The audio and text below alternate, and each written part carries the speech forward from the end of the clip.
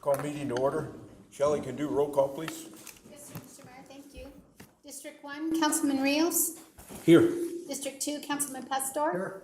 District 3, Councilman Leatham. Present. District 4, Vice Mayor Stapleton. Here. District 5, Councilman Gonzalez. Here. District 6, Councilman Shipley is excused. Mayor Gameros. Here. We have a quorum, Mr. Mayor. Thank you, Shelley. Chief, can you lead us in the invocation?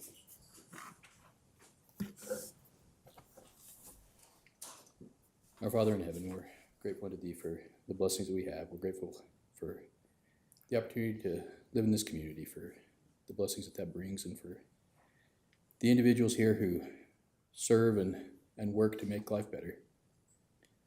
We're grateful unto Thee for the freedoms that we have. This time, Father, we pray for those who have been impacted by the disasters that have occurred, fires and floods, and would pray that would bring them peace and comfort. And we also pray for those in our community who may be in need of comfort or strength or blessing of health, that they may receive what they're in need of. Please bless these proceedings this evening. And these things we pray for in Jesus' name. Amen. Amen. Mariano, can you lead us in the pledge, please? Yes, Mr. Mayor. I pledge allegiance to the flag of the United States of America and to the republic for which it stands, one nation, under God, indivisible, with liberty and justice for all. We'll start with summary of current events, and Mariano, we'll start with you down there. I've been on vacation, Mr. Mayor, so I have nothing to add at this time. Thank you, sir. Thank you. Freddie? I also have been somewhat on vacation, but it's been a working vacation. Me and my son drove a U-Haul 13 hours to Denver to move my daughter. She's got a residency there for the next 2 years. University of UC Health is part of the University of Colorado, so mom and dad are pretty excited about that. So, yeah, thank you. Good deal. Thank you, Freddie. Mike? Yeah, Mr. Mayor, I've got a couple of things. One is on a very positive note is this weekend I went out to High Desert, and the Monsoon Youth Group is putting on another presentation this weekend. It's called Into the Woods Junior, and it's amazing what those kids do out there, and I would just encourage anybody, if you want to go for some really good fun entertainment, you might want to think about taking your family out there and seeing that. They do a great job. Okay. And on the second thing, Mr. Mayor, I received a letter from Banner Air telling me that my membership had expired, and I'm sure everybody else has gotten one of those. So I called the city manager today and I says, what the hell's going on with this? And first of all, he says, first we need to encourage our constituents to use the PHI ambulance service that we have a contract with. And we need to make sure they understand that this one here is nothing but a business solicitation from Banner Air, and it's not something that we support as a council. So, Mr. Mayor, I'm going to take city manager prerogative. Right now, we have confirmed that the letter has gone out to all staff. We have not been able to confirm if it's gone out to the general public. okay. And so we're going to connect with our contact and find out. Now, I think that it's good that people want that opportunity to sign up, but they don't want to feel compelled or driven by the city. So we have a PSA we've already written up. If need be, we will send that up. Okay, good. But for right now, as far as we can track it down, it's only gone out to staff and council. Okay. Thank you, I appreciate that. That's all, Mr. Mayor. Thank you, Mike. Jesse? Thank you, Mayor. I have nothing to report. Mike? Yeah, Mayor, thank you. I just have a few things. I attended the Town of Miami's 4th of July event on 4th of July, and what an outstanding event they did. Small, much smaller community. I think there were maybe 10 floats. 10, 15, yeah. Something like that. I think my favorite was Dwayne Luzon on the horse. He was Paul Revere. Sounds like He's riding down Sullivan. The British are coming. So he went and did that, and he kept going, and then the parade kept going on, and then he's on the side street kept going. The British, he's riding all through Miami on a horse. So, it was funny. So, yeah, but they did a great job on hosting that. And then, just want to let everybody know that there is a blood drive at the Elks on July 11th from 10 to 3. And then, if anybody's been going back and forth to the valley, I noticed this right away. They repaired the road where they were trashing it. You know, I'd be going like 10 miles an hour, if that, through there. And now it's all nice and smooth. So hopefully it stays that way. And then one other thing I did notice on Facebook, I'm not sure who's putting it out there, but I want to compliment on the budget. It's just an update on Facebook for the people to see what we're doing and why we're doing it. And I've heard people saying, thank you for doing that. Thanks for putting it out there. People are reading it. So whoever's doing that, I'm not sure, but thank you. And that's all I have, Mayor. Thank you. Thank you, Mike. Yeah, clarification on Banner, since you brought it up. I think it's important that we as a city put it out there that this year we did not contract with Banner. We contracted with PHI, although Banner Air does fly into our community also. So we need to encourage our residents to look at their membership costs. I think it's $65 for Banner for the year that we encourage them to. It's a small amount if you get flown. And if you don't get flown by PHI and you're flown by Banner, that's not gonna cover your cost. So I think it's important that we encourage as a city, I'm gonna put in my monthly report that they understand that the city did not contract with Banner Air this year, only PHI. So I hope that they're sending that to all the residents. I will call them tomorrow to make sure if they are or not, because I think it's important that all our residents know that, too, if they need to renew their contract. The other thing is, with the tragedy that occurred in Texas, you know, we have a lot of areas in our community that are the same way. They're dry washes. And if you're down Pinal Creek and you're shooting down there or riding or whatever you're doing and it's raining the panels, you're not gonna know if that rain's coming. You know, with the tragedy when we lost Kathy Cañas here a couple of years ago in a dry wash, she was an educator here, a resident here, and it happened quickly, just like it happened in Texas, where they were out there and all of a sudden it was wet. So we need to continue to educate our community about the dry washes in our community. I know they did a lot of campaigning. There's signs out now, turn around, don't drown. So people need to understand and educate themselves, especially we got new people in our area that go out and recreate in these areas that are there. There is a book out, and I know Miami, the high school, the school district has bought a lot of them to the students. It's called Teacher from Heaven, and this is from the Cañas family and their organization that put it out there on education on turn around, don't drown. So if anybody's interested in it, contact the Cañas family. They are for sale. Like I said, they're trying to get them out there to get education at all ages with this book, and that just came out with it. And the last thing I have is IART. They're in the running for the Arizona Governor's Tourism Award for the Starizona Trail, and the winner will be announced on July 17th. So hopefully we'll hear some good news, and that project will win the state Governor's Award for the project. And that's all I have, Paul. It's all yours. So, Mr. Mayor, members of council, like I say, the heat is on, and so we encourage everybody to, you know, take the precautions, be cool, keep the fluids going. And if you're not feeling good and you stop sweating, that's a bad sign. So be careful and don't overdo it. I know that the pool is open and things are hopping or splashing, whichever it may be, out there. I did check; they have turned the heater off, so that's a good thing. So we'll wait till it cools off a little bit more to do that. And I think that from what I can tell, everybody had a really good 4th of July, Friday, Saturday, Sunday, some time off. And just going with some 4th of July trivia, there were 3 presidents who died on 4th of July out of 47. That's pretty good odds. The Both Thomas Jefferson and John Adams, the second and third president, died on the 50th anniversary of the 4th of July, together the same day. Another president died, and I think one was born on the 4th of July. Interesting.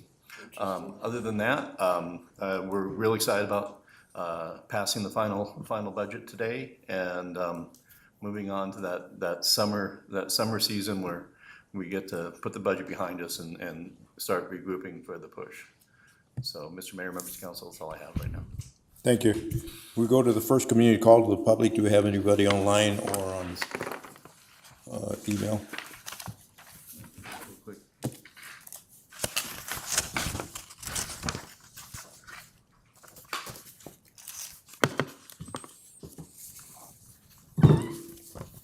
And let's see.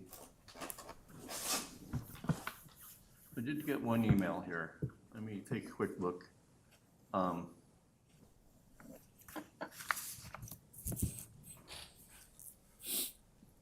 If you're okay, I'm gonna read this. It's this is from Dana Waldman. Well, it says court officials. But it's sent to us. Substance Abuse Council is excited to announce the expansion of the successful program Prime for Life, PFL, as an alcohol and drug program for adults. It's designated to gently but powerfully challenge common beliefs and attitudes that directly contribute to the high risk of alcohol and drug use.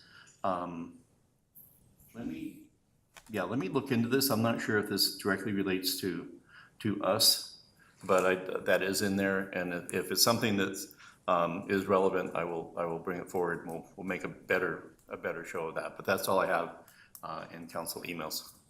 Okay, thank you. We'll go to special presentations, and first we have Commander Charles Hayes will give an update on the current and future status of the police department fleet.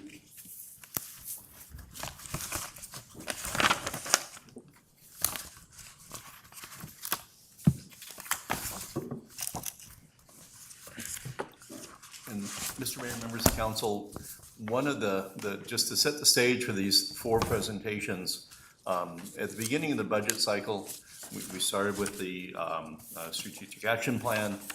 We started with sets of council goals, but we also started with the council work group on the budget, and we asked the directors to share with us their challenges for the departments.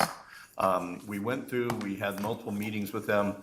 One of the last pieces, outcome from those budget work group meetings is a chance for us to set the stage and start the process for more deluxe, more multi-year planning, 5-year plans, mainly about vehicles, but also in other areas. And so this came through the council budget work group, and I feel that on the night that we're going to pass the 26 budget, these presentations will kind of set the stage for the needs that will build upon the wins in this budget, and all depending on the money and the fund balance and the revenue.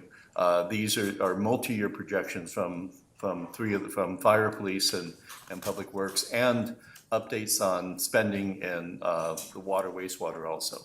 So with that introduction, we can start police department. Good evening, Mayor and Council. Probably one of the most challenging things with the police department, aside from staffing, is the fleet. It's a constant battle for us, keeping vehicles on the road. So I was asked to give an overview and kind of give you a baseline of where we've been historically with our fleet, where we're at currently, and where we want to move to in the future. So I went back to 1996 whenever I first started, and it was always a difficult order to try and keep vehicles on the road.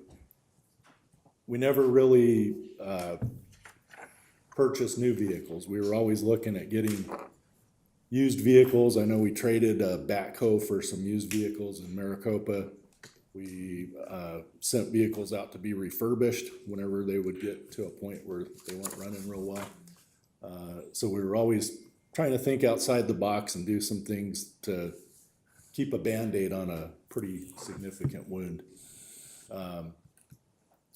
With the arrival of Chief Walters in 2018, he immediately recognized the issues with the fleet, and we sat down and started trying to develop some kind of plan to move forward. With it being kind of the middle of a budget year, thinking outside the box again, we located an agency where we were able to pick up some used vehicles, and just to keep us afloat until the new budget year was gonna come through so that we could purchase new vehicles. And so leading up to that, 2019, we looked at a partnership with Enterprise Fleet Management. And with this council's support, we were able to enter into an agreement with Enterprise Fleet Management to begin adding vehicles into our fleet. And the benefit to that was that we were gonna be able to add multiple vehicles for what it would cost to typically buy, in the same year, for what it would typically buy to buy a vehicle outright, one vehicle. So that was the benefit of that. And so that particular year, we had the pandemic occur, which provided us with some additional funding through the city that allowed us to get a good jump start on what we needed to do, and that was to replace, I think we replaced 8 vehicles that year, between command and patrol. And that was in right around the pandemic. I think that those vehicles arrived in 2021, fully upfitted. And the plan moving forward from that point was we were gonna replace 3 to 4 vehicles each year. And that was gonna keep us on track where we wanted to be, keep us functioning with a sufficient number of vehicles.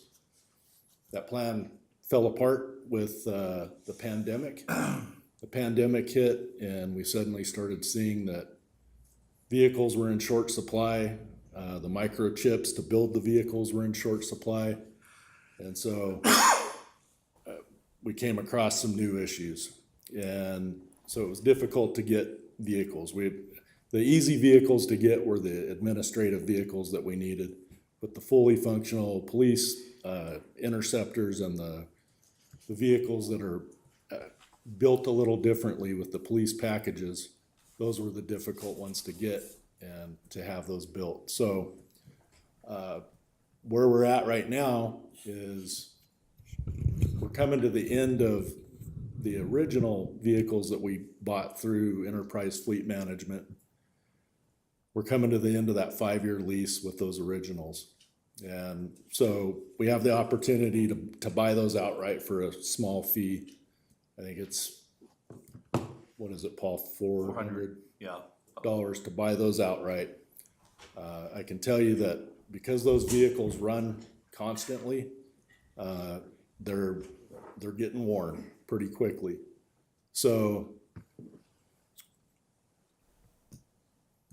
we're starting to see a lot of increased mechanical issues with those. I talked to my fleet manager before I came over. I have a sergeant that spends the bulk of his shift trying to keep us on the road out there. And so he was telling me that I think he's got 3 vehicles on the road right now in patrol, another couple at the shop, and he got one back earlier today, and then he got notified that that one broke down on the road with a transmission issue, he thinks. So that was on my way over here that he told me that. So we're in a position where we're still running some vehicles out there. I think our oldest one's 2007 Crown Victoria. It's assigned to one of our school resource officers, so it doesn't get a whole lot of use, but that's one of our older vehicles out there. So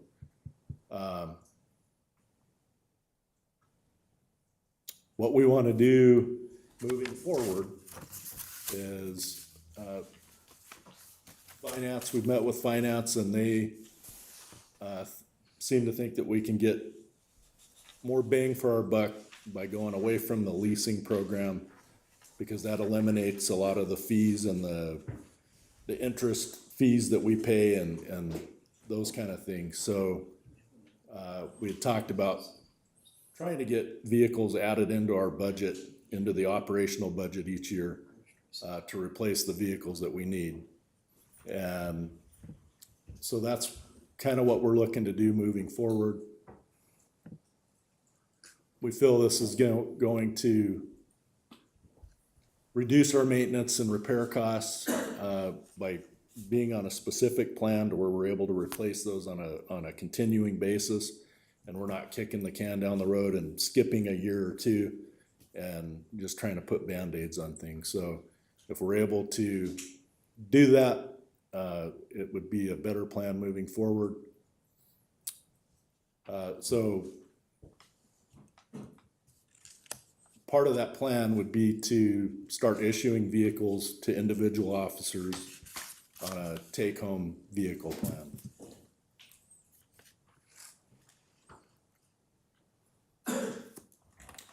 And right now, it works out pretty well for us because of some opportunity that we have with, number one, we've asked for and we need 5 vehicles to be purchased through the budget for this year, for this fiscal year.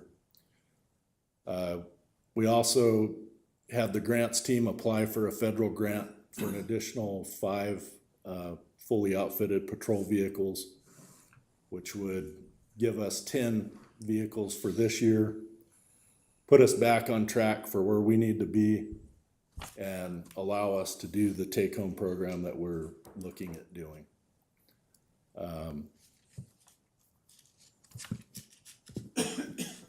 Some of the advantages to that: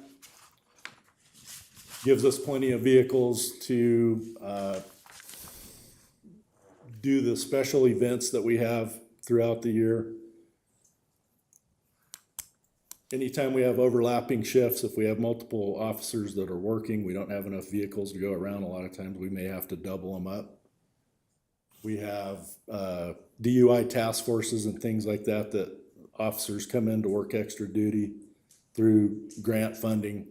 And a lot of times it's difficult to find a vehicle to put them in to be able to go out and do those details. And just like I said, the special events, when we have the Christmas light parade or the Halloween festivities downtown, trying to find vehicles to go around to all the officers is sometimes difficult. The familiarity with the vehicle is also, it's a safety issue. So if you have a vehicle assigned to a specific officer, they're gonna be able to, it's their office, it's their mobile office. They're able to set it up how they want it set up. They know what equipment's in there, what equipment needs to be replaced. They're not gonna be caught off guard by going to find a piece of equipment that ends up not being in that vehicle.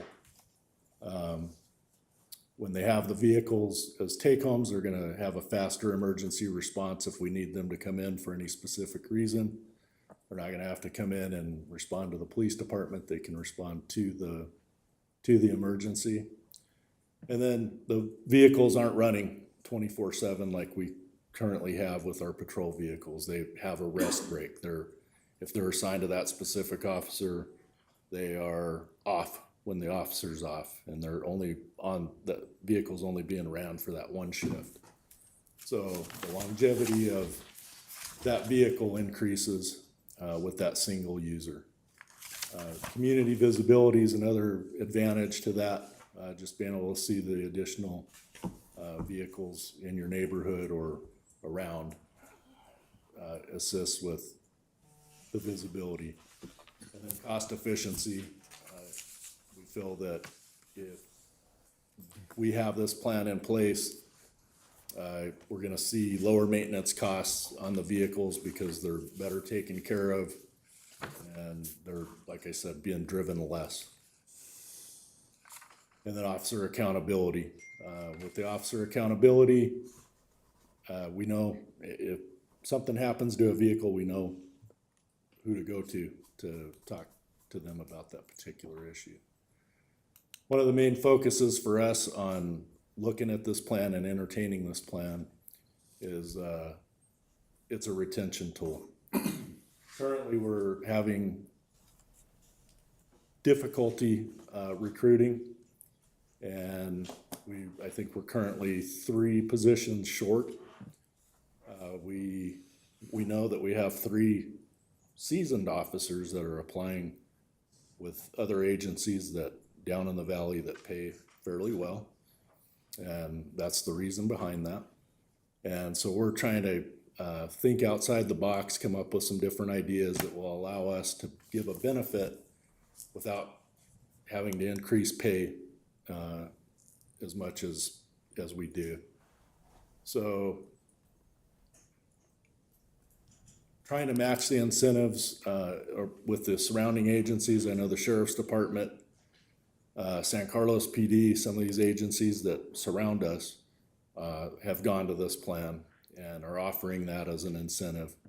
And so we're trying to come up with something similar so that we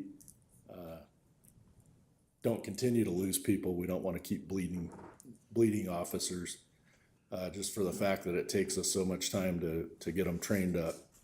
I think we have several applicants at the moment that none of them are certified, so obviously when you get a group, I think there's 5 of them right now, you get a group that applies, some of them are gonna wash out. We recently had hired a cadet that we got them all through the process, ready to roll. They went to the academy, they lasted 1 week in the academy and they quit. So it's difficult for us to get them trained up, and typically we're looking at about a year from the time we hire somebody until the time they make it through the academy and field training and now we're back on the road and are worth what we paid for them. So we're trying not to lose those people, and we feel that this would be a plan that would aid us in not losing people. I know that one of our officers recently left the department. We'd had that officer at the Get 'em unit. The Get 'em unit provides a take-home vehicle. Whenever we pulled that officer back to the road and they lost the take-home vehicle, we ended up losing that officer. So the benefit does tend to keep people here.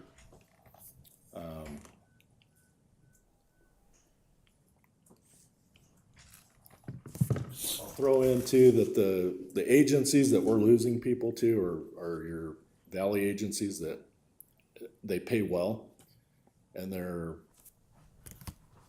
looking for specifically our seasoned guys that have 3 or 4 years. I know that I talked to somebody the other day and it was mentioned, well, can't we have them sign contracts and keep them here? And typically it's not the guy that's only been here for a couple years. It's typically the 3 or 4 year veteran that we've put a lot of time and effort and money into. And those are the guys that those valley agencies want, because they're trained up and they're gonna get some good advantages to getting that lateral officer. So what we're looking at doing is, like it up here with this slide, we would get, and this is contingent upon us getting this grant that was applied for, you would get 5 budgeted cars. And what we're looking at is we're going away from the Ford Explorer Interceptor just because they've got a lot of mechanical issues that we've noticed. A lot of other agencies are having the same issues that we are. They're not the vehicle that we thought they were gonna be. There's some issues with those. We're moving to a Ford F-150 pickup. Gives us a little better clearance for our terrain around here. Gives us just a better capability of responding to and not dragging bottom and things that we experience currently with the Explorers.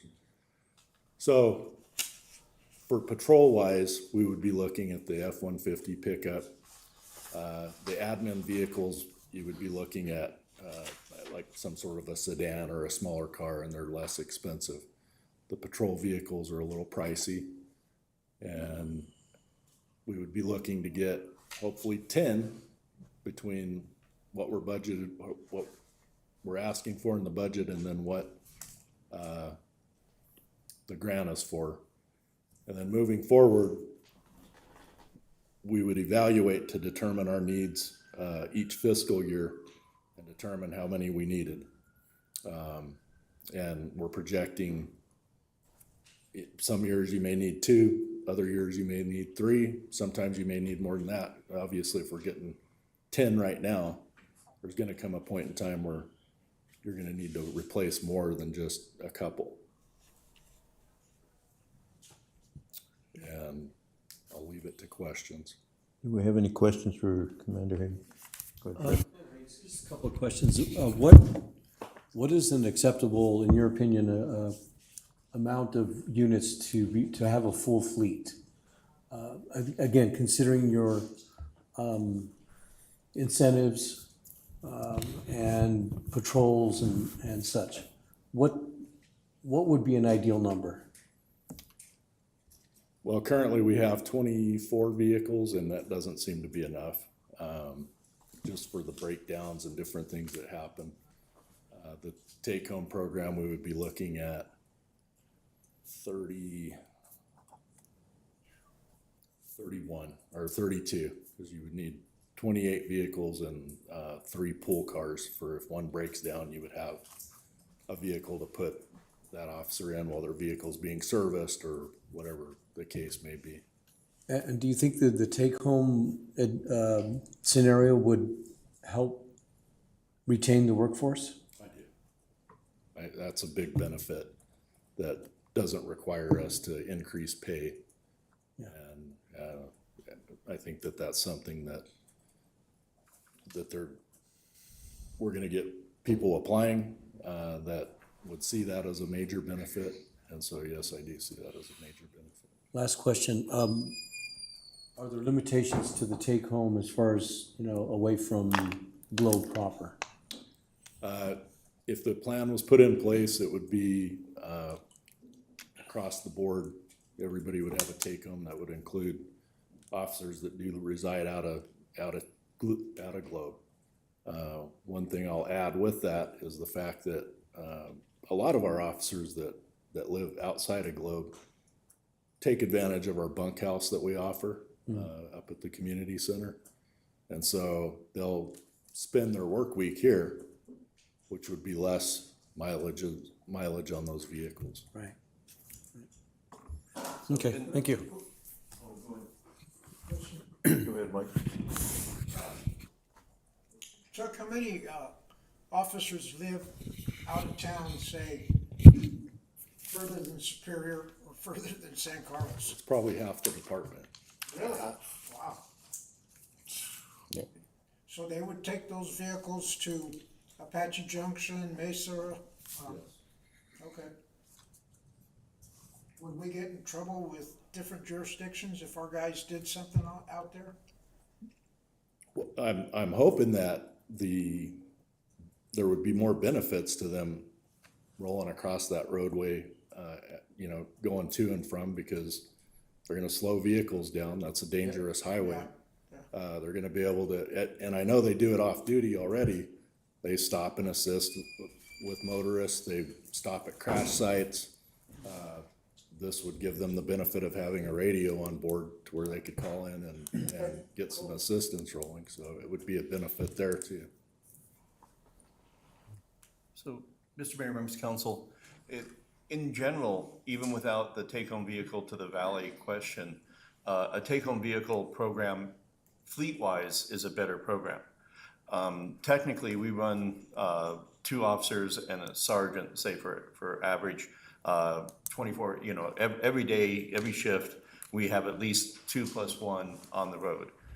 In essence, if you had 3 vehicles, you could swap out those vehicles and you could run a week's worth of patrol with 3 vehicles in Globe, and not need so many vehicles, but you're running them 24/7.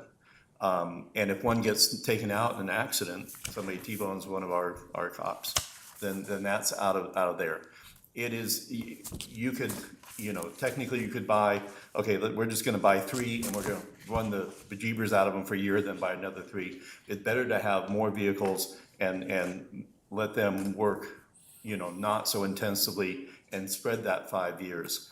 A take-home program does that, plus the care and feeding of the vehicle, learning the nuances of the vehicle. I don't know if you've seen the officers when they show up on shift and they gotta get the stuff out of their private vehicle trunk, get it loaded in. There's a half an hour getting set up and a half an hour getting out that could be saved for doing paperwork or something. Or fighting, doing the patrol. So it's a good idea. Now you get to the taking home to the valley, that's where our officers live. It is a perk. It may be that, when you're in the valley and you drive up to Globe, you spend an hour coming up to Globe, you're gonna do more calls for service, you're gonna have more paper, you're probably not gonna make what you would in the valley, but at least you're not tearing up your personal car. They're not making the same salary, but gas and the vehicle. This is a way for us to, we're not raising salaries, but it is a Benny that is highly valued in the competition. It's something that we have to keep up with everybody doing that. But like Chuck said, they come up here and they're here for 3 days and, they come up, they work their shift, spend the night, work their shift, spend the night, and then go home. And then 4 days on that. When they're sleeping or they're parked, that car is parked also. So I don't think, I think the incentive for retention and attraction greatly outweighs any offset of seeing our vehicles going to and from the valley. Jesse? I'm not trying to slice hairs. I think it's a great benefit to have. I think it's beneficial to, we can't offer and be competitive with the valley, but we can think outside the box and find different avenues to do such. But given that, just a question I have is, if our officer is in one of our vehicles and is driving to the valley, at that point, are they on their own shift or are they on company time if they get into a wreck? I just, for clear mind and understanding at that point, what happens? So I'll address that. So an officer on his way home, whether he's in his personal vehicle or a police vehicle, is considered on duty until he gets back home. Okay.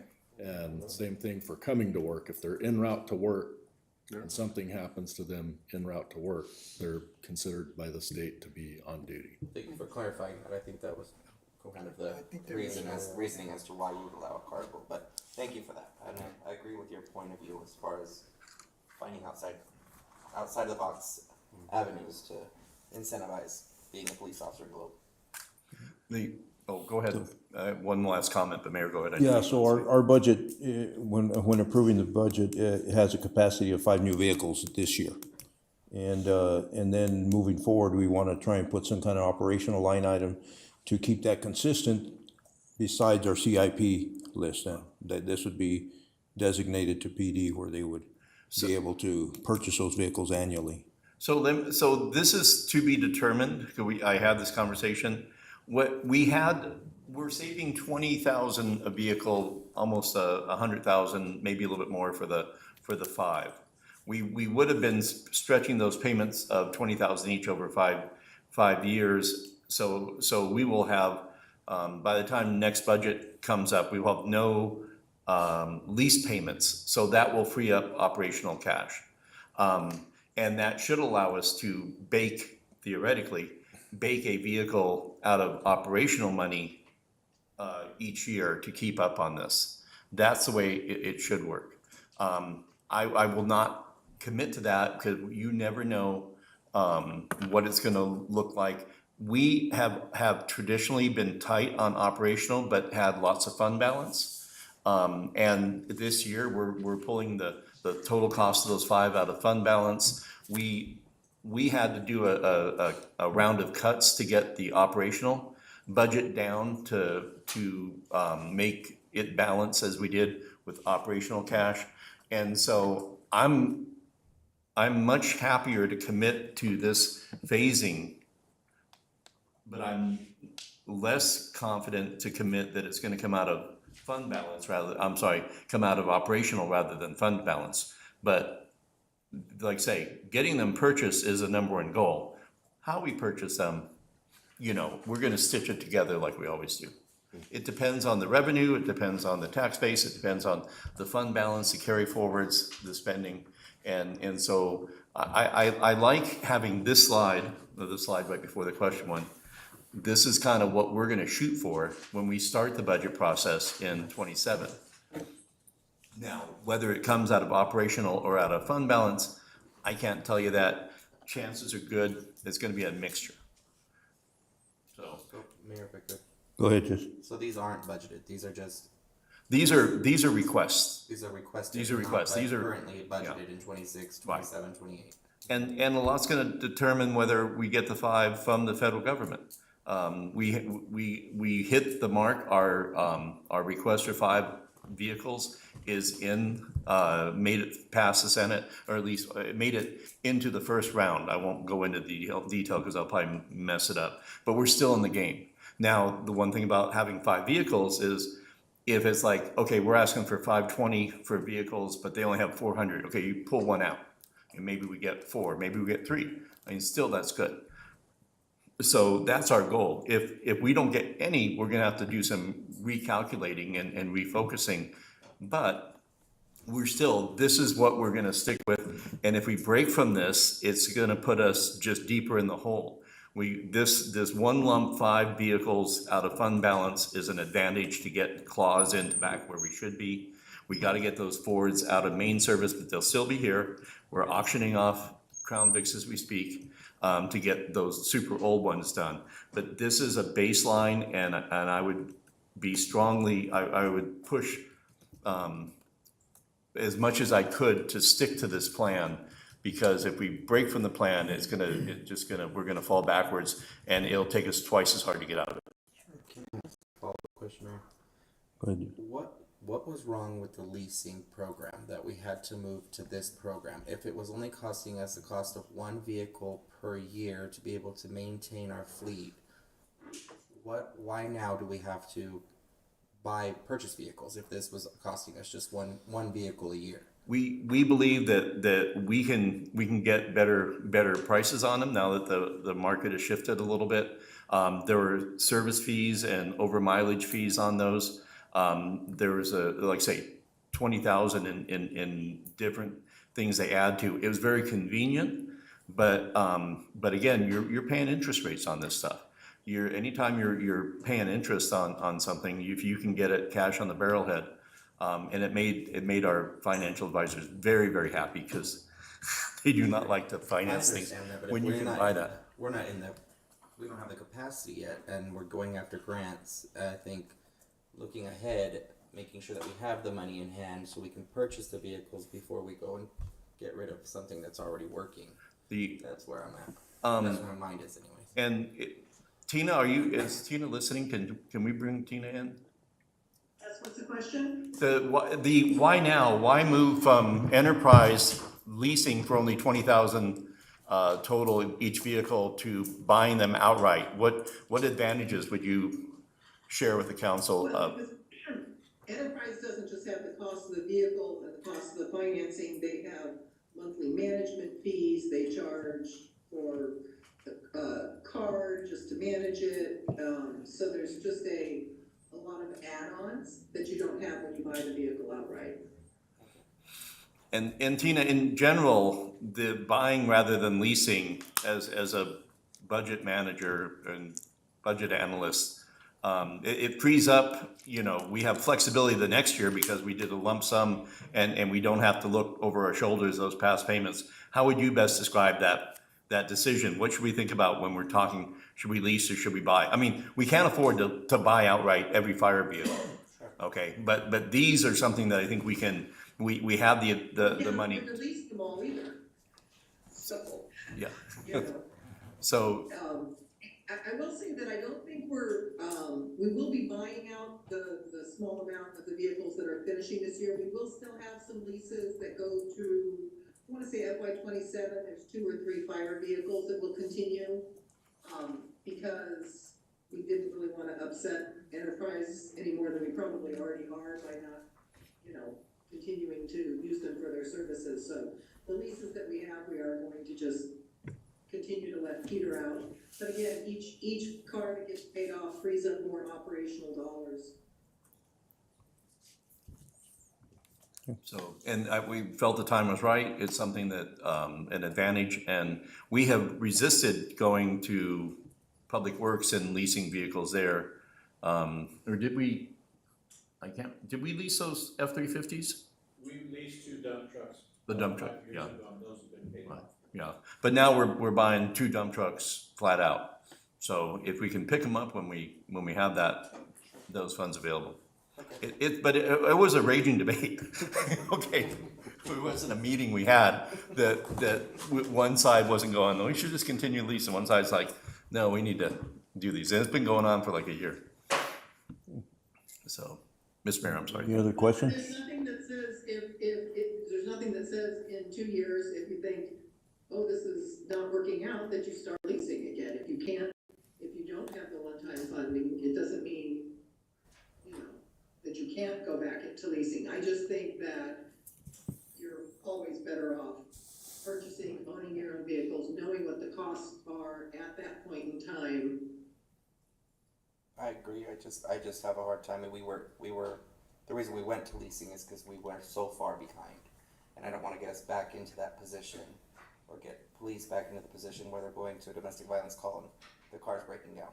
And so I want to caution us to make sure that we stick to this schedule and we stick to ensuring that we find the money when we have to find it. Well, If this is what we're going to agree to, then. So, Ms. Mayor, members of council. We have to agree to it. Councilman Leeson, you're correct, because what, we're not saying that if the only option left is the lease to keep this, we pay for them either out of operational money, fund balance, or if we have to go to leasing to meet these goals so we don't fall back, that's not something that I would rule out. And the other option is to lease on our own, because I think we leased the F-350s just through contract with Ford. We didn't use Enterprise, and so there's some split the middle there between a purchase and a Enterprise lease that we just do a dealership lease. Okay. I just have a comment. First of all, thank you, Chuck, for giving us this presentation. And at first, I wasn't too sure on the take-home program, but now that you've explained it, I am for that. I think it's a great idea. I didn't realize that that little bit of incentive would keep the officers here. I know we can't afford to pay them what they're paying. Just out of curiosity, what's the average increase of pay when they take off? Like Chandler, what, 20K a year? Yeah, it's probably like 30,000 more? or more. Can we not say this in public? So, yeah, how can we keep up with that? We can't. Yeah, we can't. So I think that's a great idea, what you guys put together. And if it does keep them here, fantastic. I'm hoping it does work. Yeah, me too. Yeah, the vehicles so you have 24 now. So are we gonna sell, once we acquire new vehicles, we're gonna I know like Cochrane uses 103 all the time. Yeah, and he's made it clear he wants to hold on to that vehicle. Is that his take home? It 103? It is. And he likes it, and I don't have a problem with them keeping it. But as we get more vehicles, we'll start decommissioning some. Okay, so what the plan is to start getting rid of them after. But we will buy out the 5 F1, the Explorers, which are high maintenance. But if you keep them, not on heavy duty patrol, but on the lighter duty and replace them that way, keep the miles down, I think we can get some usable miles out of them. But they are finicky. And the one story that I was amazed when I found out, so they have all-wheel drive, and so the tires have to be the same size. So if you wear down halfway through the size of the tire and get them worn to 50% usage, then you puncture one, and then you put a brand new one on there. That one's now at 100% brand new. You have to change the other 3. And so it's $2,000 for a set of tires. Yeah, they didn't tell us that when they sold us. No. No, that was. Front-wheel drive or all-wheel drive. Yeah. Well, and that's and this is, the other thing is we're doing four-wheel drive. The Explorers need premium because they're sensitive with all the idling and the heat. They tend to knock, I believe. But the F-150s are four-wheel drive, four-door, tough cookies. They don't, and hopefully they have backup cameras. They do. So that was a problem before. They did not have backup cameras.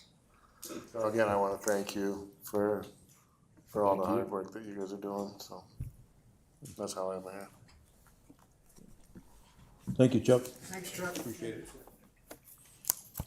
Next, we have Chief Gary Robinson will give a update on the current and future status of fire department fleet.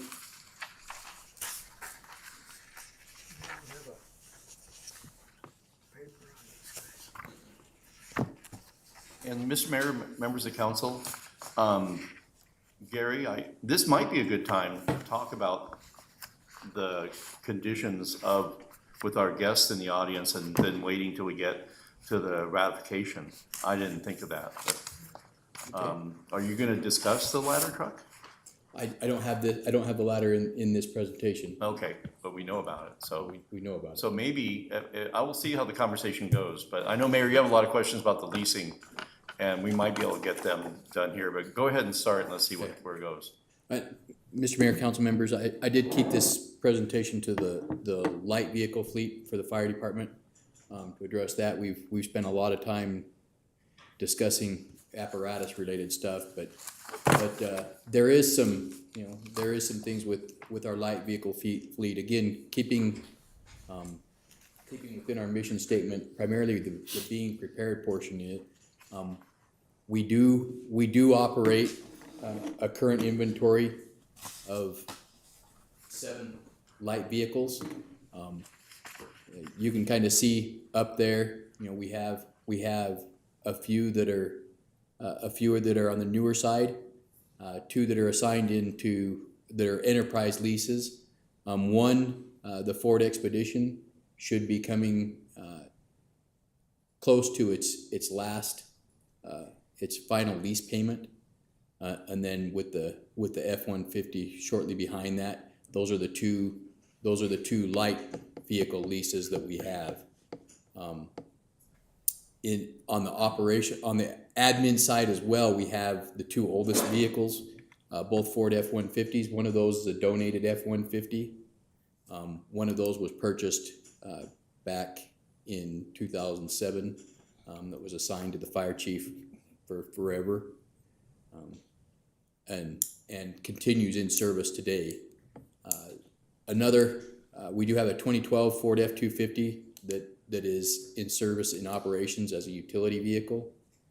Currently, that vehicle is assigned to any needs that come up. Primarily associated right now, we have it primarily associated with Swiftwater Rescue. So we have equipment for Swiftwater Rescue tied into that and ready to go in the event that we have any type of monsoon issues. And then another Ford F-150 that's assigned to the fire marshal that was also a donated vehicle from Southwest Gas. Those donations came from Southwest Gas vehicles.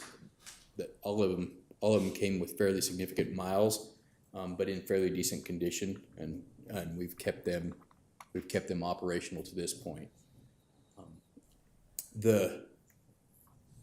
As far as things to consider, 5 of those vehicles are used on a daily basis, primarily assigned in admin, with 1 in operations. 2 of those were vehicles that we received from Southwest Gas. 2 of F-150s are approaching 20 years old. Again, we've managed to maintain them and keep them on the road. They've done a good job at doing that. But we do, as we look for future needs, there is going to be a need to replace those, and I'll talk a little bit more about that. Again, one of those lease vehicles is approaching, I think, its final payment. I believe 2026 is its final payment for that. Go ahead, Mike. Mike has a question. Chief, the 2 vehicles that were donated by Southwest Gas, were they brand new? No, they were high mileage. Okay. They were high mileage vehicles turned over with Southwest Gas. Okay. 90,000 miles, when we got them. And Okay, just, I'm again, not we, maybe out of the kindness of their heart. they No. don't pay. right, out of not wanting to maintain them They themselves. don't have any money. No, that's great. We have put in for another F-550. We don't know where we're at in the process from Southwest Gas, but again, those are high mileage vehicles. And they're, with the status of vehicles these days, they're holding on to their fleet longer, like a lot of people are doing. So. Future needs, one of the things that we look at in, you've talked about the leasing portion and that. One of the things that I think, again, and it's been discussed a little bit here, is as those leases run out, looking at where can we apply those, where can we apply those funds? Tina mentioned operational funds. Where can we apply those towards keeping vehicles in the fleet, keeping, replacing or moving, reassigning those vehicles that are timing out, that are approaching 20 years. How do we keep moving forward so we don't end up back in the same boat we were in? When we did the 2 leases for the fire department. Sure. A couple of things that could be considered, is as those leases time out, looking at 2 similar vehicles to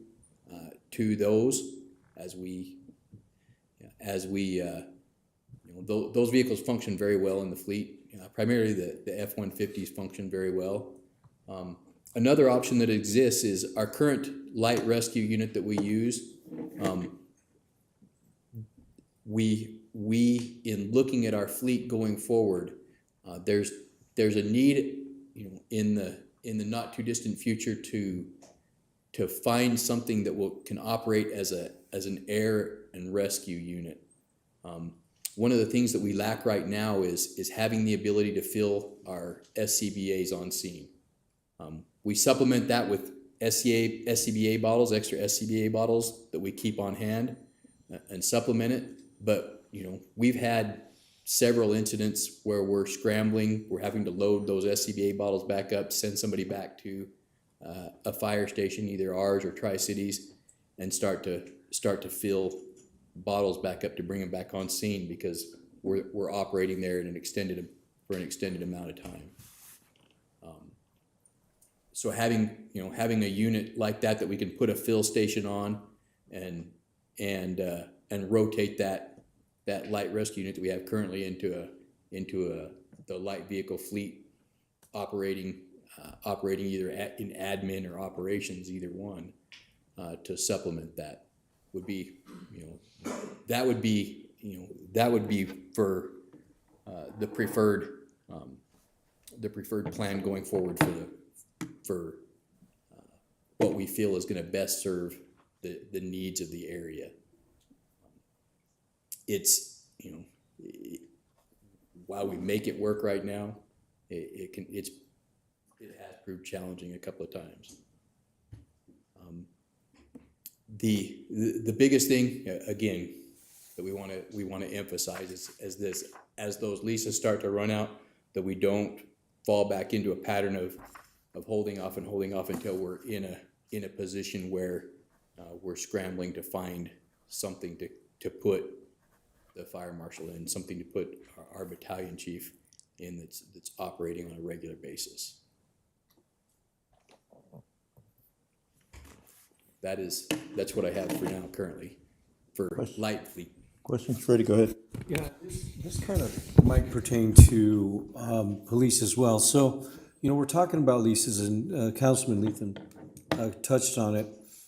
The lease program and what we've been doing with leases, it's already budgeted, right? I mean, it's already in the books. So to go away from a lease for a purchase, we might get a better deal, but knowing that the lease is already baked in the books, I don't see a real detriment to go back to a lease if we don't have the monies to purchase. So it's kind of like a safety net, right? I mean, I don't think we're, we're considering cutting the fleet.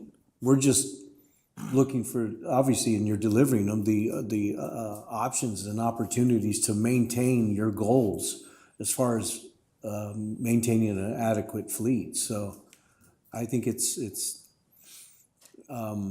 if we're in that position, and our city manager mentioned, you know, it all depends on the monies and the revenues and things like that. So I think what we're gonna see is probably shifting and moving and massaging year by year.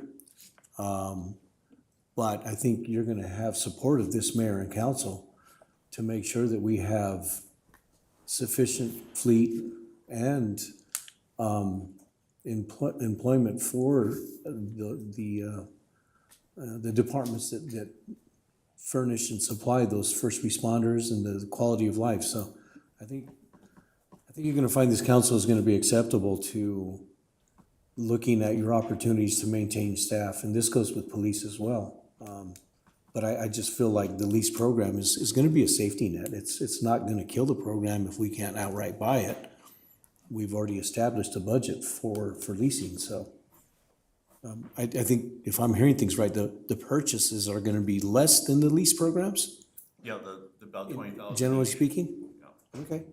So, and Mr. Mayor, members of council, Councilman Rios, if you look at the scenario you talked about, so we're paying, 20,000 out of each vehicle, a year for these 5-year leases, times 4 vehicles, that's $80,000 out of operational money. We can clear that by buying them, and then take that 80,000 that we would be using to cover lease costs for 4 vehicles over 5 years, and buy 1 vehicle per year.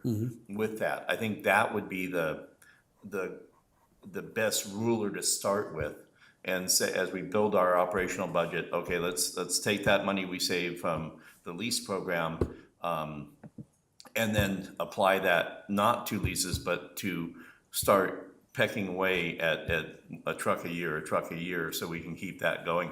And it's better to, buying 5 vehicles all at one time means 5 vehicles are gonna expire all at one time. Right. And so better to stretch them out. Yep. Now, I do think that those leases go into 27 on the fire. I think you have about 2 year on 2 of those. But, we'll check One into was that. before the other one, so I. Yeah, I think one's in 27, one might be a little bit longer. But the time to start is now. And while we're working on the 2 big purchases for the fire department, we did not address the lightweight vehicles for fire department, and that needs to be addressed next budget cycle. Absolutely. Okay. I do have a follow-up. Go ahead, Fred. This is more for the city manager, and I was thinking about the police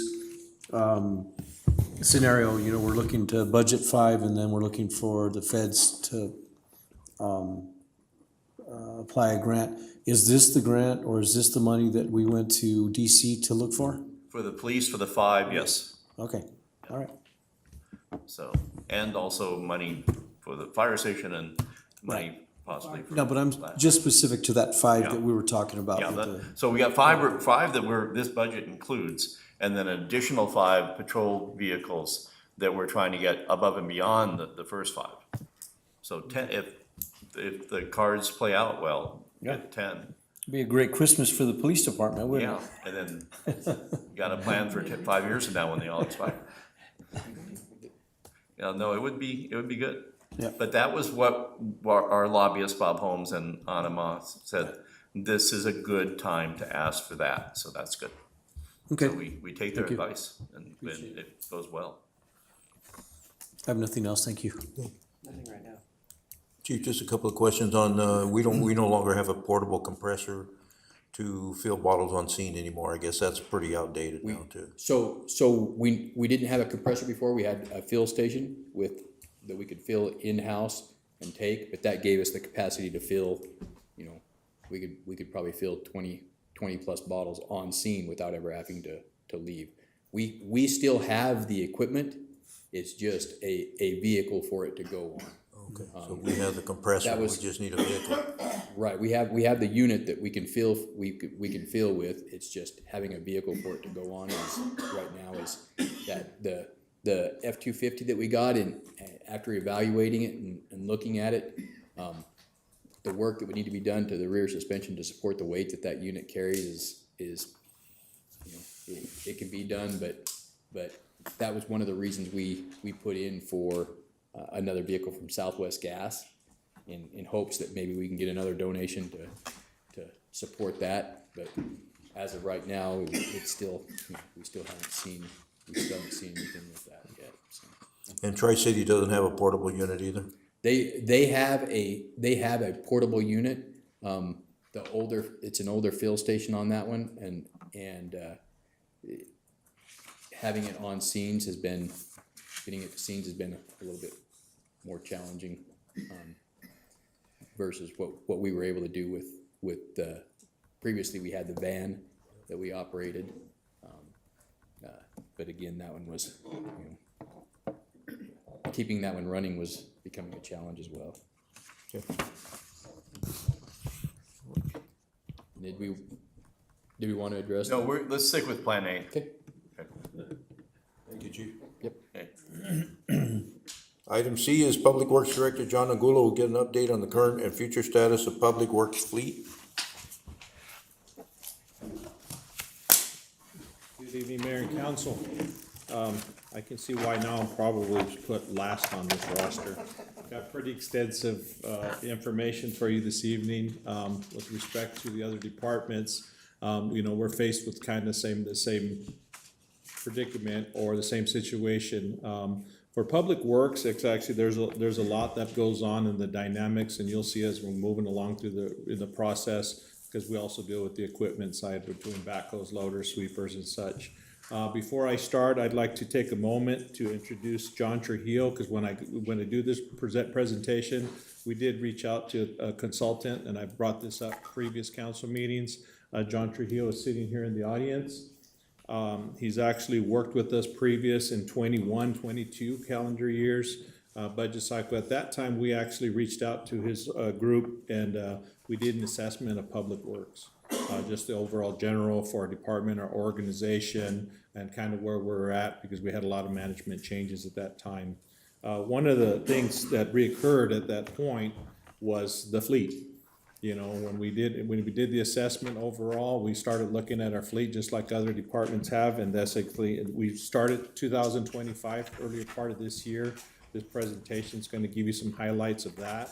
But I provided all of you the report actually that John Trujillo's firm has given to us. It's a little bit more in depth, some numbers, but I'm going to do some highlights on that. So the goal was to assess the overall condition, maintenance practices, and costs associated with city vehicles and equipment, develop a plan, improve fleet reliability, safety, service delivery over the next several years. Some of the important assessment themes: rapidly aging fleet, primarily reactive. I'm sorry. So, got it. So it's a rapidly aging fleet, primarily reactive maintenance. We always speak of being proactive, and unfortunately, this is one of the areas we've been really reactive. We do have a maintenance program where we're doing regular oil changes and such, but with the age of the fleet, of course, you start becoming almost reactive, because some of those things, transmissions, engines, bigger rear ends, and any side pumps on the service equipment start going out, and that's more of a reactive, and those aren't very, they're costly. Limited data systems. So we've had multiple changes in our fleet department as far as management. So we've had a little bit problems as far as maintaining the records, keeping the updated fleet charts and such. So that's something we've been actually working on, get a fleet software and work with our management team. That's one of the highlights that John has pointed out is one of our main focuses for the budget cycles. So that will be included in our long-term plan. And then also, most importantly, growing safety risk. Recommendations. Hire an additional part-time mechanic. We currently have an open position in our fleet. Unfortunately, it's been open for almost a year. We've kind of revamped the position and looking out for a master mechanic. We didn't have a good response there. We're really limited on responses. So we actually scaled that back. And then we kind of put that, somebody kind of helping in the shop, because what we found with the personnel being off or any other situation that might arise, we were having to resource, kind of like when we went through COVID, we're utilizing a lot of the local vendors for a lot of the work. And ultimately, our goal is to centralize our fleet and do all our own repairs like we originally used to. So we've been working on that. That's one of the recommendations. So we do currently have a position open that we're still looking to fill. Provide ongoing training for mechanics and operators. Years ago, a lot of the training for, as you know, with post-COVID and such, and some things have surfaced that you can do more online in training since then. But a lot of the training programs that were offered many years ago through LTAP, training for operators, or a lot of the even local shops would bring in some training for air conditioning and such. Those aren't available anymore. So actually, with the limited staff that we have, sometimes it's really hard to send them outside of town to do this kind of training. We have been increasing our budgets for additional training for all staff, but it's still kind of been limited.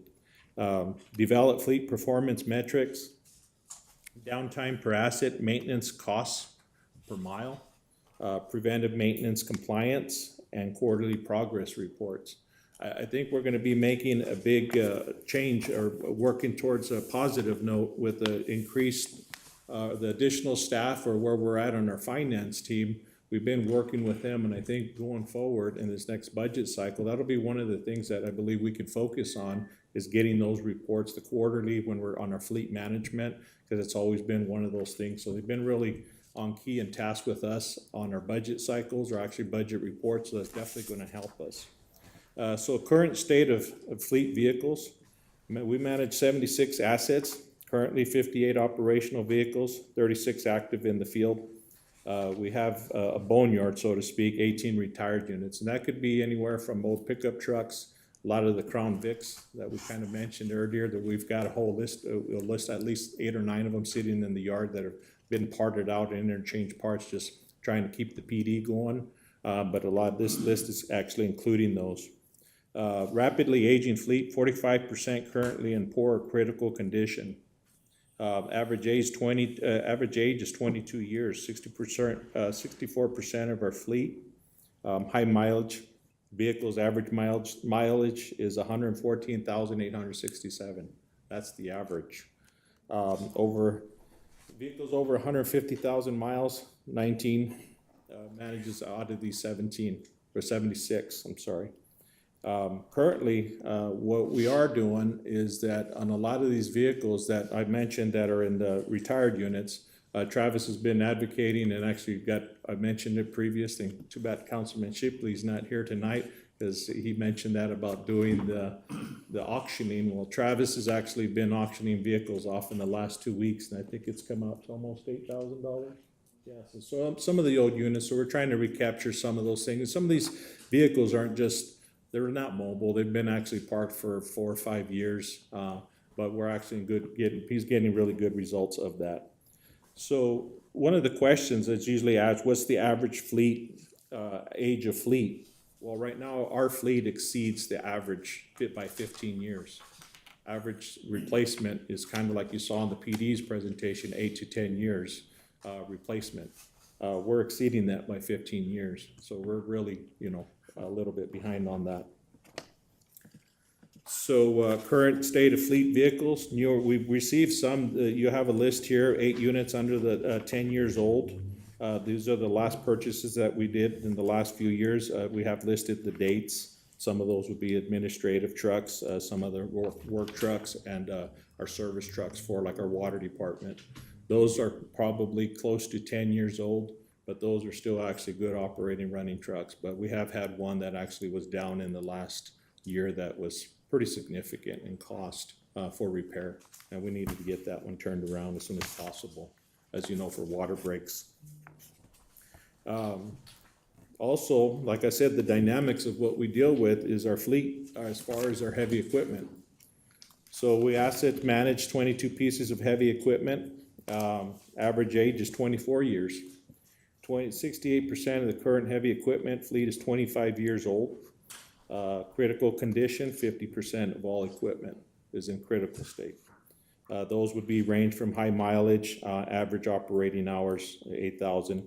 The operating hours doesn't seem like a lot, but really it actually does. You know, like a sweeper, you know, it's, 30 years old, but the hours on it show, the hours don't show a lot, but it's pretty. Most people will actually surprised that it's still on the road. So going forward, current state of fleet, like I said, newer assets, we do have 6 units under 10 years old. These units here, the Broach Broom, that's those orange kickouts that you'll see around truck. We've got a dump truck that was purchased, skid steer, mini excavator, and 2 backhoes. Those 2 backhoes, actually one was purchased through an insurance claim that we actually had one that was actually damaged beyond repair. So that was repurchased in the next fiscal. But also the other was actually purchased during our fires and floods through we got additional assistance, and actually we paid additional for so we actually got a significant discount on that. But I can say, just like when we talk about equipment, from the original discussion to the purchase of the backhoe to the time it was purchased, it went up $26,000 in 6 months. So we did make a great stride in those years during that time, and so we actually did acquire through that equipment. So that is functioning, and that's some of our newer equipment. Future assets. These assets here, the ones listed, are going to be the ones that are proposed in our possible approval of the budget tonight. 2 dump trucks. Dump trucks, those will be like the smaller ones, 1 tons that you see, the F-450s that drive around for. And we're utilizing, we work those into the budget where we're using water, wastewater, which they actually used in that, where we asphalt repair, water breaks sometimes, we can't get a good sized dump truck into some of these smaller narrow streets. Those are the trucks that we're utilizing. Brush crew, creek removal, those are those style dump trucks, the smaller units. 2 additional 4x4 pickup trucks. As you know, like I said, these are usually the high mileage, the really daily driven between blue staking and our meter reading. We've been changing out meters and stuff, and we see the equipment, it's just aged. That's the reality of what we're dealing with. And then last but not least, the sweeper. We brought this to mayor and council previously, but unfortunately the funding options were not there. At this point in the budget, we actually are favorable. So that's why this has been put back into the budget. The dollar amount there is actually the last quote that we received, possibly it was around 2 months ago. If approved through the budget and ordered, we could possibly have this by fall. So there actually is a unit, and I've shared previously, but this is a Broom Bear. You see this style with it's kind of like the capture to the market. County has the Broom Bear. The ADOT's utilizing the same style. It's a non-CDL. Because as you all know, there go the CDL conversation's another story. Trying to find CDL drivers, but this does fit that bill. Last but not least, our vac truck. We've brought this before council previously, and this was actually a carry forward from last fiscal budget. That truck's been ordered, and it's supposed to go into production in September. Travis, September production. Yes. Actually, August. August will be here. Yes. Yeah, so hopefully, probably, maybe my mid-spring next year, hopefully. I'm not sure on how long it'll take to. So the estimated cost for future assets, $1,415,000. As you know, it's not as the pickup trucks, that's where the dynamic comes in on the public works side. These pieces of equipment, just like the sweeper, but the sweeper that I mentioned before, everybody know that I'm dear to that because I was on it many years. But that's a big piece of equipment for Globe. We haven't had any specific rains lately, but the one that we did have 2 weeks ago, the sweeper was needed out there. We had to have this, as indicated before, we had to have a loader and that Broach broom. That takes 3 or 4 guys, where this broom here would just take 1 operator. Maintenance and fuel expenses. So city fleet maintenance and fuel expenses reflect the growing strain operating of aging fleet. Over the past 3 years, total repair, maintenance, and fuel expenditures across streets and parks fleet, water, and wastewater exceeded $836,000, $500. So on the next page, what we did is actually kind of broke that up. The only thing that's not included that will not reach the 836, you see there's a difference in combined total, it's 723,360. We broke that down, maintenance per the departments, and then also, the difference is actually we didn't include the normal usage of like, oil, oil changes, repairs like radiators and that fluid stuff. We didn't break it that far down, but if you look at the fuel cost, that's significant. But like I said, the equipment itself, the repairs is where it's really been costly. When we're dealing with Caterpillar equipment that's 30 years old, one repair is at least can be close to 20,000. Our bucket truck, which is a significant piece of equipment, just like the jetter truck would, we've spent almost $20,000 since we purchased that through the ADOT. On the right side there, you'll see a vehicle maintenance used ADOT truck purchase, 2014. That's actually one of my old trucks, so I was kind of really, on the numbers. I knew what it took to get that truck basically where it's at. That's a service body truck. So that's another significant vehicle that our maintenance guys are gonna use for carrying tools and such as regular, it's just a plain pickup truck. I can share with you in the last few weeks, we've probably spent almost $10,000 to get that number where it's at. And, not by choice, mind you, these are just repairs, the new engine, and then the transmission, you'll see that's actually been replaced twice. So unfortunately, repairs on and rebuilt transmissions, they only give you a year warranty, so if you exceed that, then obviously that's been done. One of the dynamics that we've been faced with, where years ago, you'll see a lot of them where, I know with the other departments, you'll see lease agreements. We've actually not done a lot of the lease, because a lot of the vehicles we've captured from the other departments. We've repurposed them. I've always looked to do that, but unfortunately that they're in that avenue that we are, so we can't basically take anything that they have left, Could we have an internal policy that would state something that if a repair cost exceeds a percentage of the market value of that vehicle, it should then be decommissioned and then auctioned off? So we're not running these vehicles and spending $10,000 when the vehicle is only worth $5,000. And then at that point, saving that $10,000 to buy a new vehicle for you. Councilman, there's not current policy for that. I would probably venture towards our finance department on that question, only for the fact that there's a lot of equipment.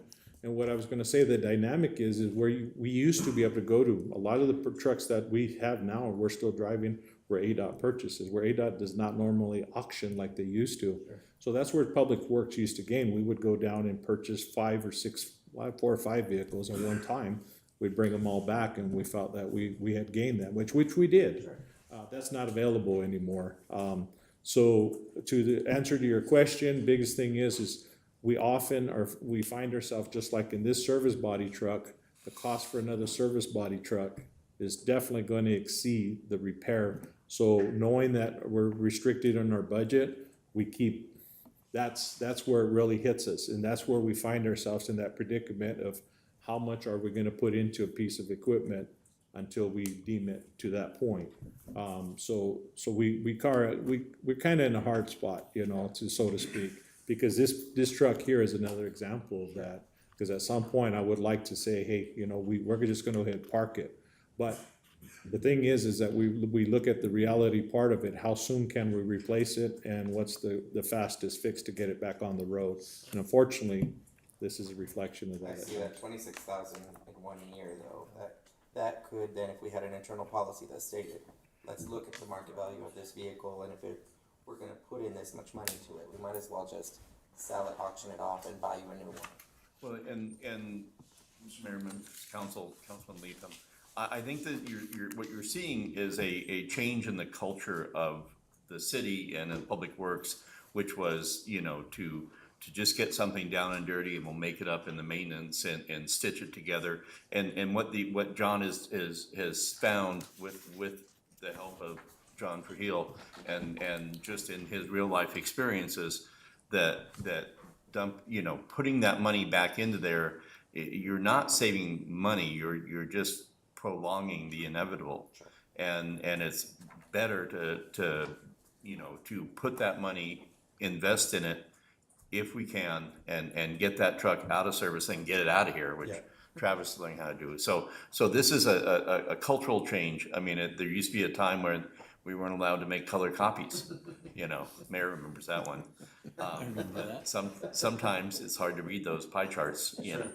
And, so a lot of things that we're doing, but you're seeing this City of Globe staff up their game, professionalize their analysis, bring this to council to make the case and show data to defend the purchases that they feel that they're fighting for their departments. And that's what you want. You want directors that are going to come and do the analysis and make the pitch, which is against that common sense of like, oh, we'll just get a bunch of vehicles for 5,000 and we'll just, everybody have a truck, it'll be peaches and unicorns and cream.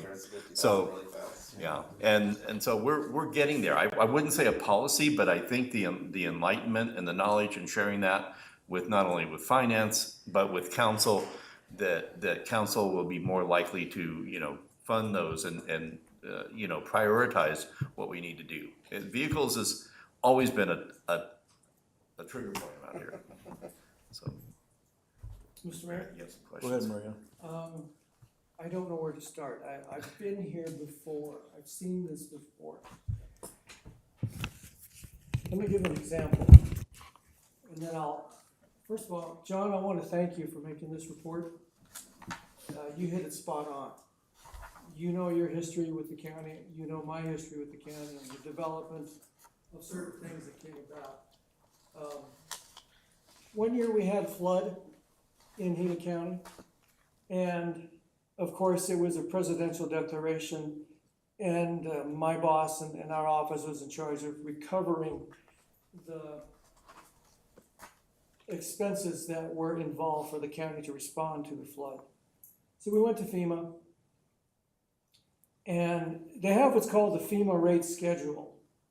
And it's a number of cost per operation, per mile, of any piece of equipment you can think of, you name it. But it's one number. And we knew our costs of operations were higher than that number. So we had this debate with FEMA, and they said, great, we'll give you that money if you can improve your costs. What's your fleet and fuel management cost? You have a page that records every piece of expense that you have expended for the life of that vehicle. And what's the bottom line of your cost per mile? Well, we didn't have that software. We didn't have a fuel management software. We didn't have a fleet management software. So we lost out. All we could recover was the FEMA rate of operation for the number of hours during that event, and it's a set window. So we lost money. And Mike, I don't know if you were there at the time, but we knew we had gone in the hole.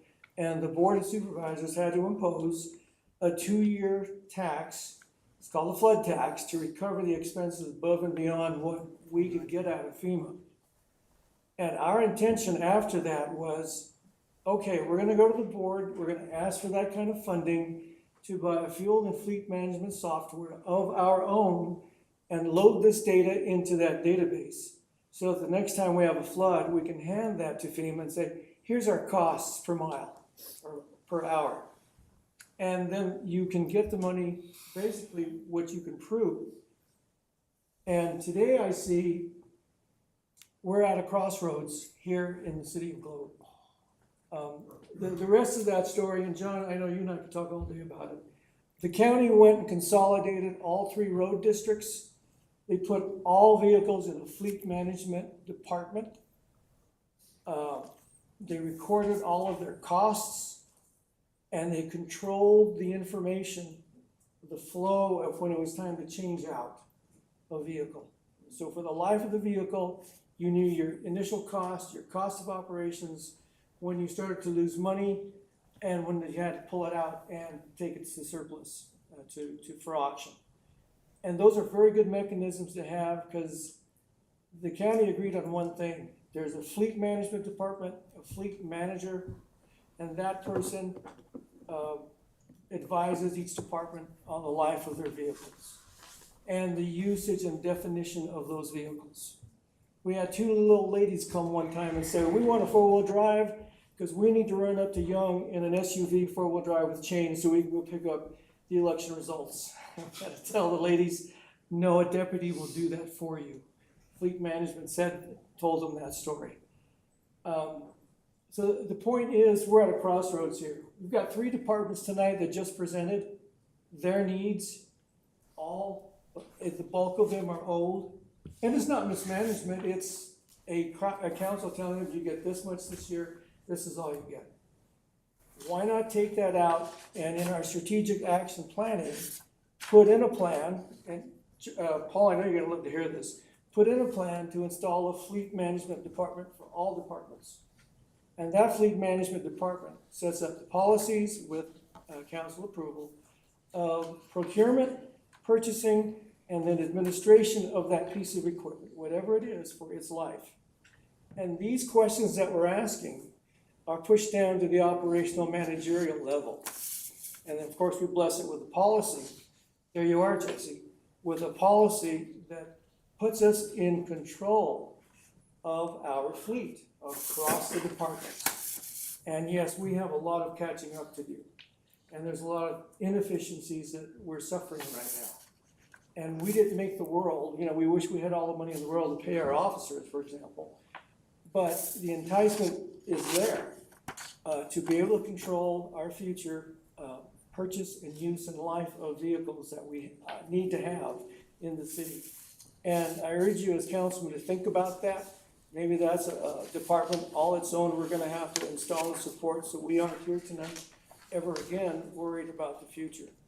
And I think that it was successful in Neal County, and I think it still works for various reasons. You begin to enjoy efficiencies of gathering this database with the manager in charge to decide and recommend with the purchasing department. I'll say that dirty word too, purchasing department, this is all they do.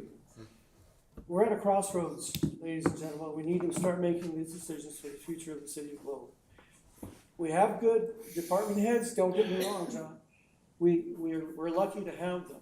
But with maybe another manager on board who does nothing but take care of the fleet and presents with policies, and year after year after year in our strategic action planning, we catch up and maintain what we have, or cycle in a new vehicle, or a new ladder truck.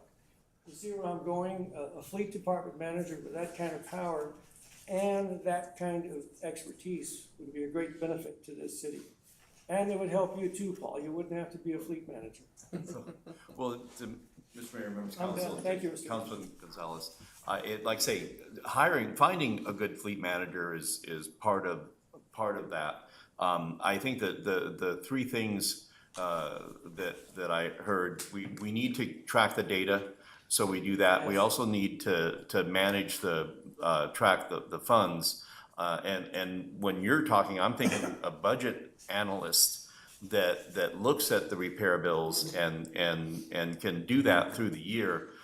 Tina does that to a point, but it's clustered around that budget. But so we can track that and know when we hit that spot that, this thing we've spent, twice as much as we bought this, it now gets booted out the door. Now, somebody's walking for a couple of months until we can get it replaced. But, and I don't know the answer as a fleet manager. Each department's a little bit different, but in the spirit of what you're saying, absolutely, that we need to, look at these numbers hard, track it, and make sure we're making wise, decisions and not, letting these things languish. Yeah, and then it becomes an administrative thing year by year. Yes. And you get to the habit and the pattern, and it becomes normal. Yes. Mayor, if I could make a comment.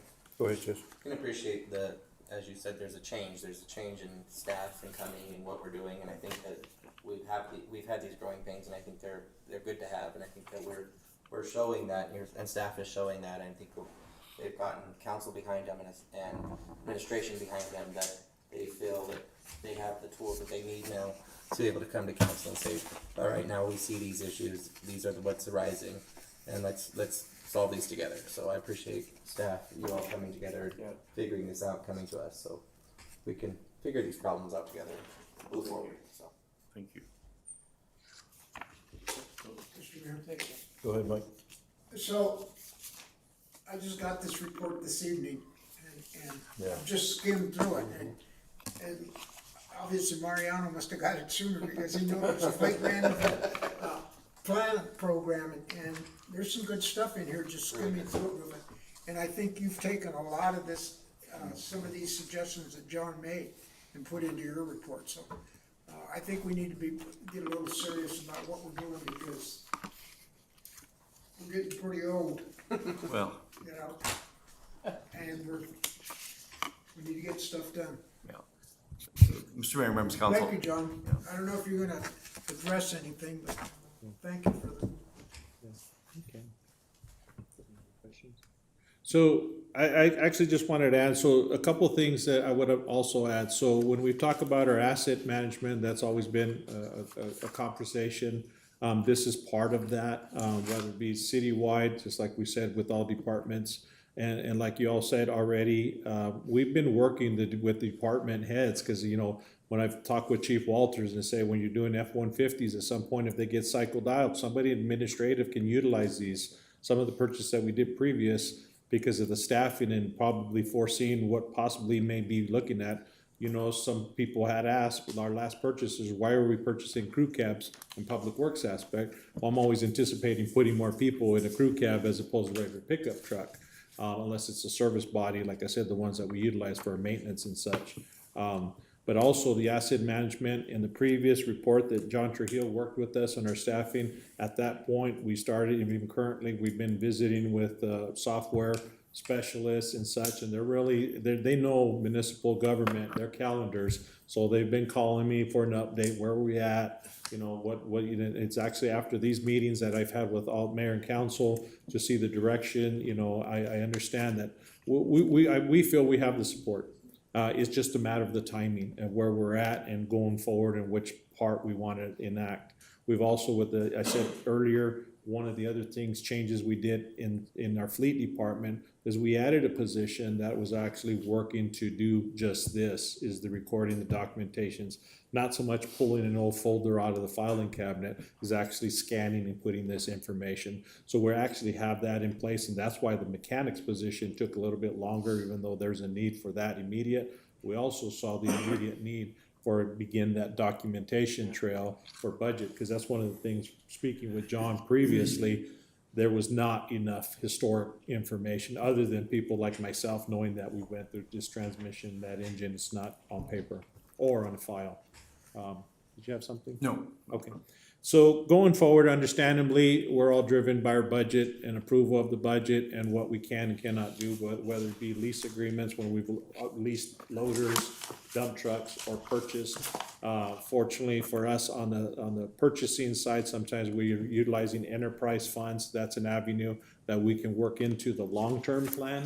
But right now, that's not, you know, specific to this presentation, but that is always an option that we would probably look at. Actually, we're working that into this purchasing and some of these dump trucks, where we're splitting that water and wastewater, that cost too, and that's for legitimate reasons. Like I said, the use of the dump trucks. So we're utilizing in multiple departments. So plan moving forward, the timeline, as you see, phase one, deploy fleet management system, as we're talking about getting a software and a system in place to start us off in the right foot. I believe we're pretty much there. We just got to get that, you know, get that momentum going, and that's where we're at. Replace 4 assets. I believe the dollar amount there, of course, they're going to fluctuate, just like with PD mentioned, you know, between the pickup trucks, equipment trucks, we're gonna have to gauge that, where sweepers, you know, excess dollar amount, pickup trucks are a lot less, so we're gonna have to kind of gauge that and replacement of the vehicles and the high priority list that we would have. Stockpile parts. Now, stockpiling parts, actually, with their shop, as you know, basically any auto shop in town or any dealer, they have to order everything. So sometimes some of the parts that we can interchange amongst our vehicles, that's where we will gain by stockpiling a certain amount, where we used to have that in our shop fleet, and they maintain that, filters and such. It's been a little bit harder recently because our fleet is not consistent, where we used to have years ago. Like if you had 8 Crown Vics, you had a stockpile of Crown Vic parts. Now we have a stockpile of Crown Vic parts, but they're not in a good aspect. They're not usable parts. So with our, the dynamic on the public works side, our trucks are so different, so it's a little bit hard to do that now. But I think with the process that we're looking at doing, whether it be the F-450 dump trucks, they're all gonna start falling in that category. There may be a range, a year or two apart or such, but they're still interchangeable. So that's a benefit to us, long-term, and actually waiting for parts. We've had a lot of downtime, even in the sweepers, we waited 6 months just to get brake parts, So phase 2, replace 8 assets. These are significant dollar amounts. And once again, I'll just stress the fact that we understand that every year we're gonna have to gauge our budget cycle and see where we're at with not just for us, other departments, and we will move accordingly for continued training. That's gonna be significant on a lot of the training for our fleet management guys, only for the fact that, like I said, a lot of the resources are no longer there. So we're gonna have to start setting them up. I've spoke with our fleet manager currently and just say, hey, you know what, we're gonna have to start looking, just like our OSHA training, we're gonna have to start really resourcing and looking further beyond the normal. So last but not least, like I said, plan moving forward, phase 3, we placed 14 assets. 1,300,000, continued training. And of course, you see the estimated cost. These 3 phases span over 7 years, are estimated to cost a total of $2,735,500. By completing these phases and taking into consideration of challenges in being in a rural community, as I already spoke of, the city will take a proactive step in addressing the long-term challenges and maintaining a safe, reliable, and cost-effective fleet. I would stress that this does support, as we talk about in our strategic action plan, where we're talking about infrastructure, safety, operational cost. It hits on all phases of that.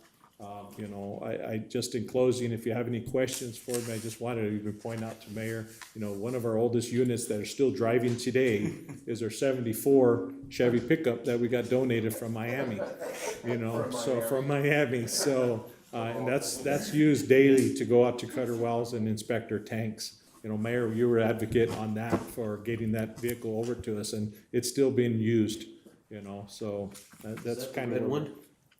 The big red one, yes, yes. So any questions? And Mr. Mayor, members of council, John, I thought we would like to ask John Trujillo. Yes. And Mayor, if you have questions for John, or maybe just wrap-up comments from John, if you don't mind. But come up to the mic so everybody on Facebook can hear you. I'll be on Facebook.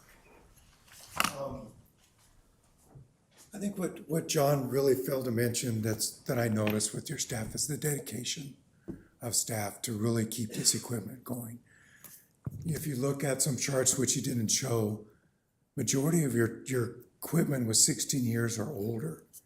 2 of them were 40 plus years, 11, 12 of them were 30 plus years. And the dedication for staff to keep those going. The issue now is really concerning as well of safety, the risk to continue to operate that equipment at that level.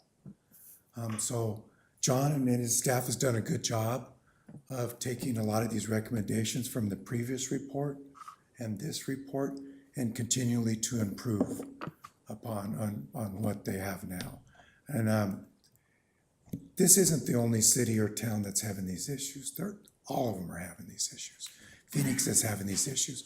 When I was city of Phoenix, we maintained the fleet as well. It was centralized to a certain extent. Fire department had their own shop, but our staff maintained it. Police had their own shops, but our staff maintained it. But we managed the fleet citywide. And we have policies and procedures related to cost. If it costs too much, more than what it was worth, we try to keep it running to a certain extent, but we wouldn't spend any more money on it. So but they still have these issues of trying to find money to replace fleet. Sure. And you guys have done a good job this year from what I've seen on taking that next step to replace your fleet moving forward. So you're doing better than what I had projected to start with, so that's a good sign. Any questions from council or mayor? Just wanna thank you for this. Yeah. report. Thanks for the work. No, thank you, I enjoyed it. We Look need forward to that reading- third-party validation. Yeah. When we go after grants and other things, we welcome that. Thank you. Look forward to reading the report. Thanks, John. Thanks, John. Thanks, John. I just got a comment before you, I know you're gonna move on to projects, but yeah, you know, I think we know, I think Chuck knows what we were in the past. It's a culture change. We never used to replace vehicles. You know, fire equipment was, always kept 40 years. You know, our ladder truck was 40 years old when we replaced it in 1992, and now we're facing that same, dilemma with a 30-year-old ladder truck too. But you know, what's different from the past is we didn't have the revenue to do anything. We had to beg and borrow and whatever we needed to make our operations work. But what I see now too is that there's been a culture switch in our staff where departments are communicating with each other and talking to each other, working together. You've never seen that in the past here, where there was always division, there was always walls, and I think to see that is amazing because it's important that we communicate and we share everything, so we make, it allows us to make better decisions up here when we see, all of you, working together and making those presentations. You know, it's only possible, again, what I said in our work group was revenue. And, you know, when we put this council and our staff, because they do the work, put this in place, that was our plan, and that is a plan. We need to continue to increase our revenue because we can't do anything without increasing revenue. So again, thank you for your presentations, and we hear you. Thank you, Mayor, Council. Thank you, John.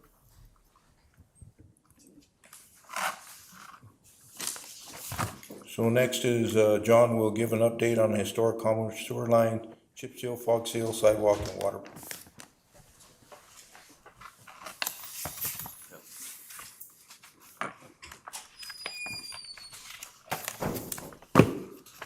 So Mayor and Council, just going forward, one of the things is completing our fleet. One of the other things during our budget cycle or strategic action planning, a lot of the questions that you may have asked when we talk about our budgeting work sessions is where we're at, you know, currently on some of the projects or going forward with projects, or even when we're looking at line items in our current budget or proposed budget for passing this year.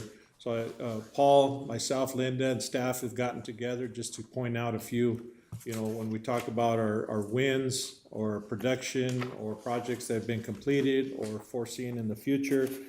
So these are the other topics of discussion. First of all, I'd like to start off with common sewer line replacements.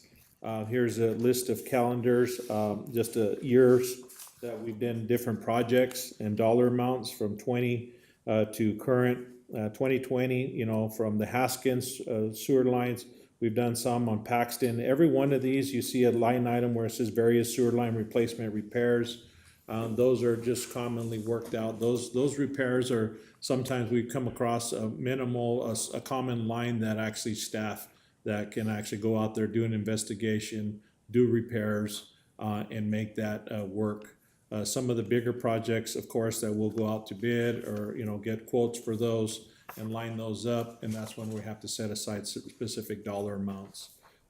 In the planning and the budget process, it's a little hard to basically, because most of the common line projects that we're finding are really constituents coming to all of you, coming to City Hall, reporting that to us, and until we get a full sewer study, you know, we obviously know at that point we're probably gonna be coming to you for a bigger dollar amount for repairs, and then we'll start, you know, getting those on a calendar. So just a list of 2024 all common line projects completed by staff. Those were minimal. It doesn't mean that we didn't have common line requests at that time, but some of those we actually knew that we're gonna take some design and a contractor doing the work because of the caliber of the work that was needing to be done, whether it be road repairs, the climate, or just the area that they were actually being affected, or the residents, or how many residents were being affected. So 2025, we currently have completed or actually worked on these. Some of these, if you remember, recently came to council. The Bailey Street, 4th Street, Hackney Avenue, and Sutherland Street. Those actually been completed. Total construction on those was $329,954.84. That was actually paid for by the remaining WIFA loan that we had previous when we did our community center sewer line. So we actually still had funding there, so we utilized that for the applications that we had. At that time, we actually had 4, almost, I think we had received just a 5th application from a resident with a, concern. So we actually addressed those, we chipped all those off, and those were pending. But fortunately, we're actually almost caught up. The next project, the 4th Street project, that's actually come to you, will actually start tomorrow. So that's actually fulfilling the current applications that we have. So we're in a good spot. That's been with the assistance of having the funding coming to you and the support for the common lines, and then also having additional staff member. Travis has actually been working with our legal and getting all these contracts and everything in place so we can complete these, because some at one time they're basically at a standstill. Alpine Design, that's another common line. The remaining WIFA that actually was still in that same dollar amount. We've got that designed, so we'll be moving forward at some point and coming to you for the construction cost, and we're still in the process of that. So we got various sewer line replacement repairs completed by staff, like I mentioned. Those, some of them can be significant, some of them are, minor. So obviously, with the addition, once we get our jetter truck, that definitely does help us in the long term, because some of the common sewer lines, any sewer line really, that we're having issues right now, we're actually having to outsource that. So that's why the jetter truck's gonna be key. The sewer assessment, is also key. Finding additional, at that point, then we can decide, we would come to you, have a directive, with Paul working on, with possible WIFA loans. Right now, we don't have we're not planning on, but we do have a list of items. We do have a list of some common line issues. Councilman Stapleton, G Hill, that one's, so other than constituents coming to us, right now, there's a couple sewer lines up by Evans Street. We're working on a water line project there, but we also know there's an existing common line issue there as well. So those are the other ones. So we do have some that are significant, but those are gonna be under design and be a little bit more costly. So that's kind of where we're at on that. Next steps we're wanting to make sure that we share with all of you is we've been looking to revamp the application process. Travis has been point on that, doing a great job. So the constituents, residents can come to us and actually report, do the listing, we can prioritize, and a lot of times too, once again, it may be a reactive. We'd like to, once we do the assessment, we start being proactive, of course, because we're gonna know where they're at. Right now, it's more reactive only for the fact that unfortunately a resident may be having, or a constituent will be having a problem with the sewer backing up. So a lot of times we work with local contractors to start taking care of those problems and planning that project. Continue to budget for common line elimination.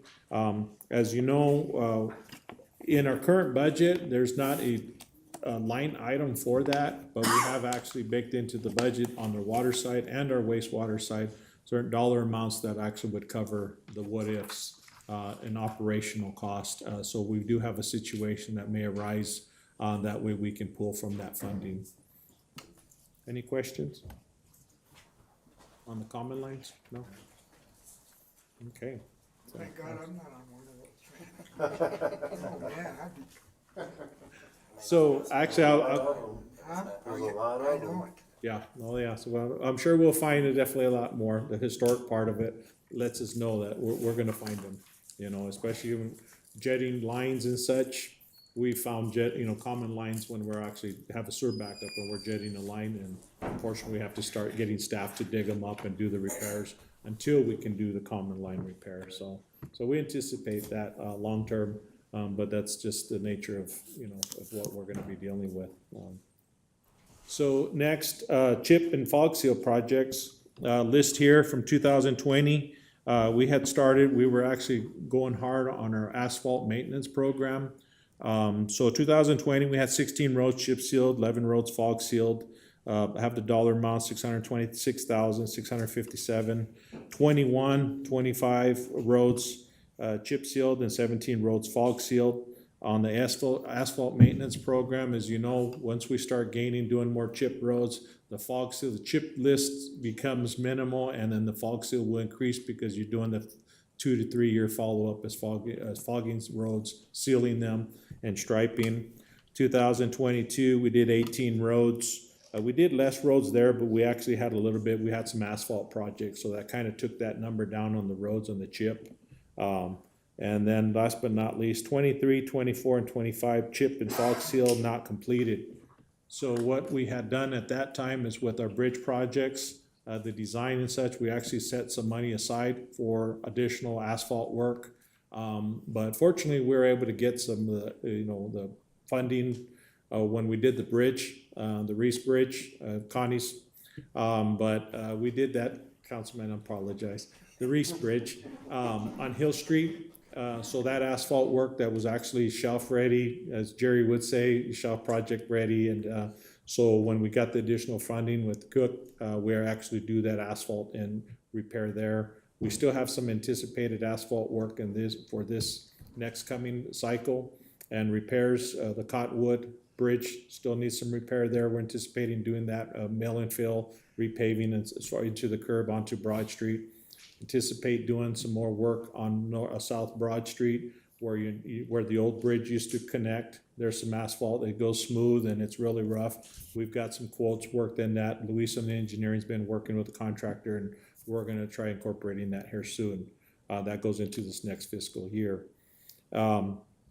One of the biggest parts I think to note is that when we're talking about asphalt, fog seal, and chip seal, we have kind of set back a little bit in the last few years, but I believe we're at that point again, as you said, with the bridge completion of both bridges, Cottonwood and the Reese Bridge. We've actually are ready. I'm meeting with the contractor and start reestablishing our asphalt maintenance program. That was one of our goals many years ago when actually Jerry Barnes came on board, and we started that program. So actively we'll be starting that back up, and it's usually in springtime, but we will be starting. This is when we start doing our planning now for our fiscal, planning. Any questions so far? No? So pending projects, like I mentioned, Reese Bridge, Railroad Crossing, Cottonwood Bridge crossing. One thing I did want to share with you on notable spending and street repair materials projects: cold mix, crack seal purchase. These dollar amounts, $183,000. The Hill Street intersection enhancement, that was $49,000 for the signage, the striping, and additional lighting that we actually incorporated there. So the total cost is $233,639.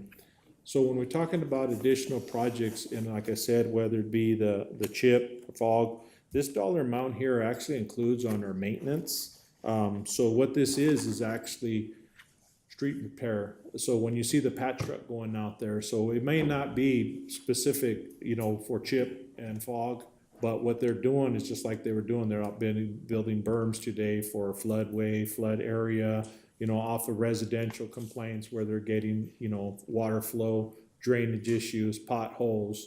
So we're still spending a significant amount on those repairs. So I just wanted to make sure I shared with you, because that is in the street repair material.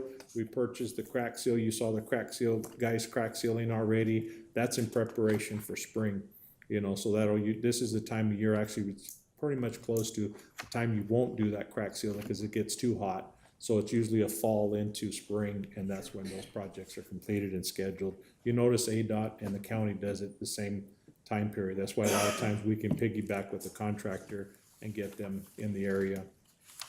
So any questions on the chip and fog? No? So our water line projects. So 2020, we had significant dollar amount, $1,196,459. The list of the roads is Euclid, Hackney, Gleason. Those were water projects where we did replacement lines. It's been, then, like I said, we've done some various ones with staff. Those are regular, really into our operational. I'm sorry, I got it. Next, 2021 Ranchito Waterline Project. We had a lot of issues there with this water line. Councilman Latham, you remember, we're back there for pretty often. We still have a couple little small stuff in the area, but more of the meters and stuff that we've had to replace a time or two. But that water line really, was breaking on a regular basis. So that was a significant repair. Came off, then we actually kind of basically rerouted the whole line. That took care of an issue that we had there where the water line used to run underneath the railroad on the backside. So when that one would blow out, it wasn't friendly. It went under the train track. It went along the little bridge there, the antique shop. So it got everybody's attention, and eliminating from it the railroad track, it was significant. The age of the line, I think with the vibration of the train, that was a regular issue. So Bailey Dickinson, Pascual water line, those were continuous also. We replaced those water lines. Those construction cost $277,014. Those were significant. A lot of these, when we're talking to overtime costs, equipment cost, and repairs, we did some enhancements on the water line in Dickinson. If you remember, Councilman Rios, he worked with us, and actually, when we talked about upsizing the line for possible expansion, those areas were actually developed, and we actually increased the size of the line, added some valves so for isolation, because of those times we're actually, and then the creek crossing, shortly after is when we started having the floods, is when we had our floods. So some of the water lines in those areas actually crossed.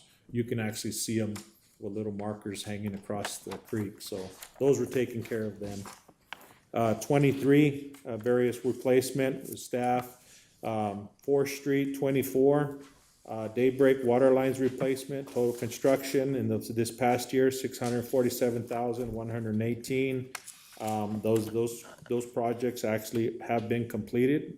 Well, some of them were pending on permits, but actually are completed now.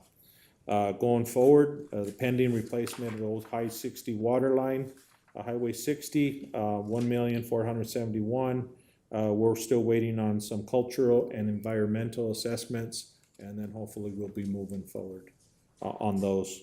So those are still pending.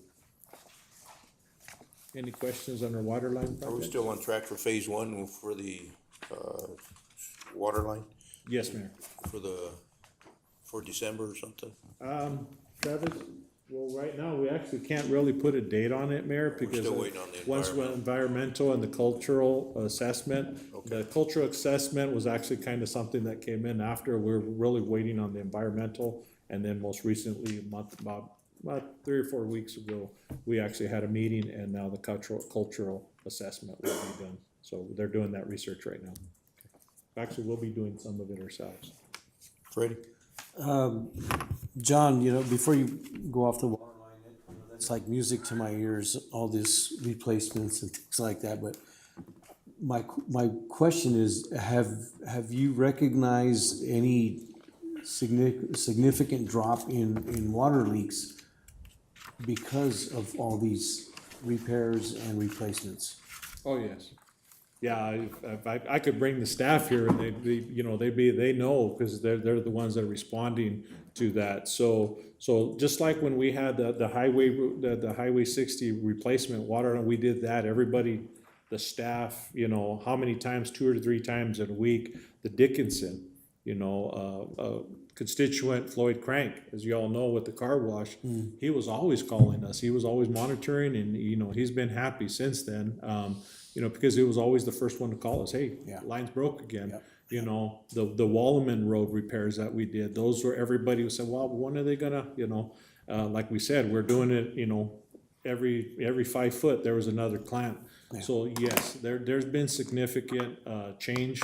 Once again, in the improvements when we done El Ranchito, that was another one, because that was actually affecting the businesses. Right. So they were really happy, and Councilman Latham, like I said, he's aware of that one, because he would a lot of times say, you know, I think you guys got a water leak, and we'd go back there and there was a big pond. So they are significant. The one that fed those lines because of the railroad track, I've got pictures of that one showing up to the power lines, which wasn't friendly either, you know. And so the overtime cost, the response for the teams to get out there, it has been significant, yes. It's good to hear. The water pressure alone in that north corridor of our downtown, to see it increase from where it was just barely coming in to replacing it completely, and now they've got water pressure they don't know what to do with. Good, Yeah. good. Yes, and going forward, you know, when we talk about the Highway 60 water line, that's the, you know, the daybreak. That one's an old line, asbestos water line, and it was staff actually, Adolph, that pointed it out, that says, hey, we might have a problem here, because it was exposed. You could walk on it, the kids would probably walk on it, balancing themselves, and the concern was if it blows out, it's gonna flood everybody, obviously below grade, and everybody, the water line was the high point, so that's been rerouted on the road out of that area. And the same thing when we talk about the Highway 60, that's the one that the staff is really, you know, waiting for to get that one replaced. And I'm sure the constituents out there, you know, San Carlos Drive, Apache Peaks, the fairgrounds, you know, because that phone call is not a friendly phone call when you got to start letting constituents, you know, know, especially the water loss. The significant water loss into the canyon where it takes a while. We've got plenty of pictures. I think Linda's even shown some of those in her presentations. It's by the time you get out there and you shut it down, it's just significant. Yeah. Yes. It's good. I mean, that's the ultimate goal, right? Prolong the longevity of your facility and your infrastructure and create a longer lifespan. And, you know, the water loss. I mean, it's not just water loss, but it's all the money that's spent to pump that water out of the ground, to treat it, you know, to pump it, you know, your energy costs, all those costs are significantly trimmed as well. So it's really a cost savings. Upfront, you're gonna pay something, right? But the end goal is that you're really maximizing or minimizing the cost to produce water. Thank you. Thank you. So, moving on to our sidewalk replacement projects, 2020, as you know, we did the Mesquite sidewalk repair. That was $51,725. That's actually just from Hill Street to Broad, that short section there. We added the trees. You know, it's a significant enhancement, but unfortunately, everybody, you know, was always like, well, how about the other side? You know, that's big part of the bigger plan that we're hoping for. We haven't forgotten about that. Our downtown area, that's a big focus, as we've come to you previously, where they're still doing the design, actually be putting that out to bid. And we'll actually apply for additional funding, because we know that there's a lot of work to be done downtown area. Enhancements that we've done, the 7 at Maple, the intersection, previous Public Works Director Jerry Barnes brought that to you as a safety concern. We did some enhancements there with this 4-way stop and the sidewalk, some sidewalk and that little median there. That was successful. The dollar amount actually, where it says Veterans Park, that was out front here, all the sidewalk work, we're working with our CDBG funding as well, when we redid the front park area, and then we did the sidewalks as well for the compliance and safety. That was significant, only for the fact that even when our insurance company did inspections, they were letting us know how bad the sidewalk was getting. When we had the concert in the parks here, you know, it's hard to watch people dance in uneven sidewalks, so I'm really thankful that the sidewalk's been worked on, so. 2022, Broad Street, we did various areas, locations, US 60 near 7th Street, sidewalk repairs. We've been continuously working. Staff has been receiving, whenever we receive a complaint or a concern, safety concerns. Unfortunately, there has been constituents, if there's somebody that trips, report something to us. We usually go out. We've actually, Michelle in code enforcement's even helped us in some areas where she may receive a complaint. She'll look at it, send us some pictures, and then we send our staff out there to do follow-up, and that's kind of the process we've been doing. So there has been a lot of work still done in our sidewalk repair. But currently, we actually, should start, Vince, when was the sidewalk project starting? It should have in the next week, correct, on Fifth Street? Fifth Street. First week of August. First week of August.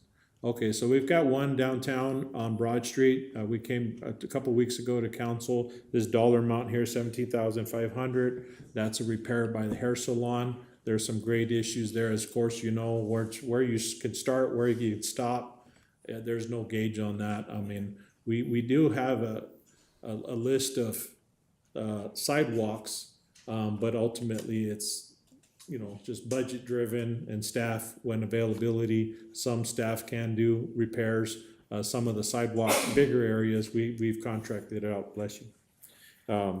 So the one on Fifth Street's actually, once again, there was a constituent that reported that on Fifth Street. The area, the concern was really in front of their residence, but once staff went out there and measured it out, it's over 200 feet. You know, once again, you can't stop here and start there, so actually it's been contracted out. They're gonna be doing a total repair in that area. 2023, some Broad Street repairs, the pool area. One, in preparation for opening of the pool, there were some sidewalk repairs that needed to be done. That was outside the contract of the actual pool company, so we actually used some funding there. It was a good enhancement only for the fact that, of course, you see the end result, you know, it would look bad if old sidewalk in front of the brand new pool. And then with the work that was done with the WIFA funding on the septic tank removals, we did almost 7 septic tanks, you know, removed. I took them offline, got the sewer line replaced, and then at that time we did the parking lot. So this sidewalk work that was actually done, contracted out, local contractor actually was held up on on some of the bridge projects. So actually the contractor that was working on the bridge, we contracted him and they actually did that work. Hill Street sidewalk is part of the Connie's Bridge, Reese Bridge. The design, so a lot of this project here are designed for street sidewalk replacement. So this is for our downtown area and the design work, where, you know, probably about a year ago where you saw a lot of the surveyors and they were going through, and that's kind of that's what they were doing at that point. So we're in the next part of that. So Luis is actually working with the ADOT, the engineers, and we're getting to that next level, administrating and actually putting that out to bid. So design for Just Say Sidewalk, the grant award for that's in the planning stage still, $3,659,100. We hope to have that out to bid in August and September, Jessica?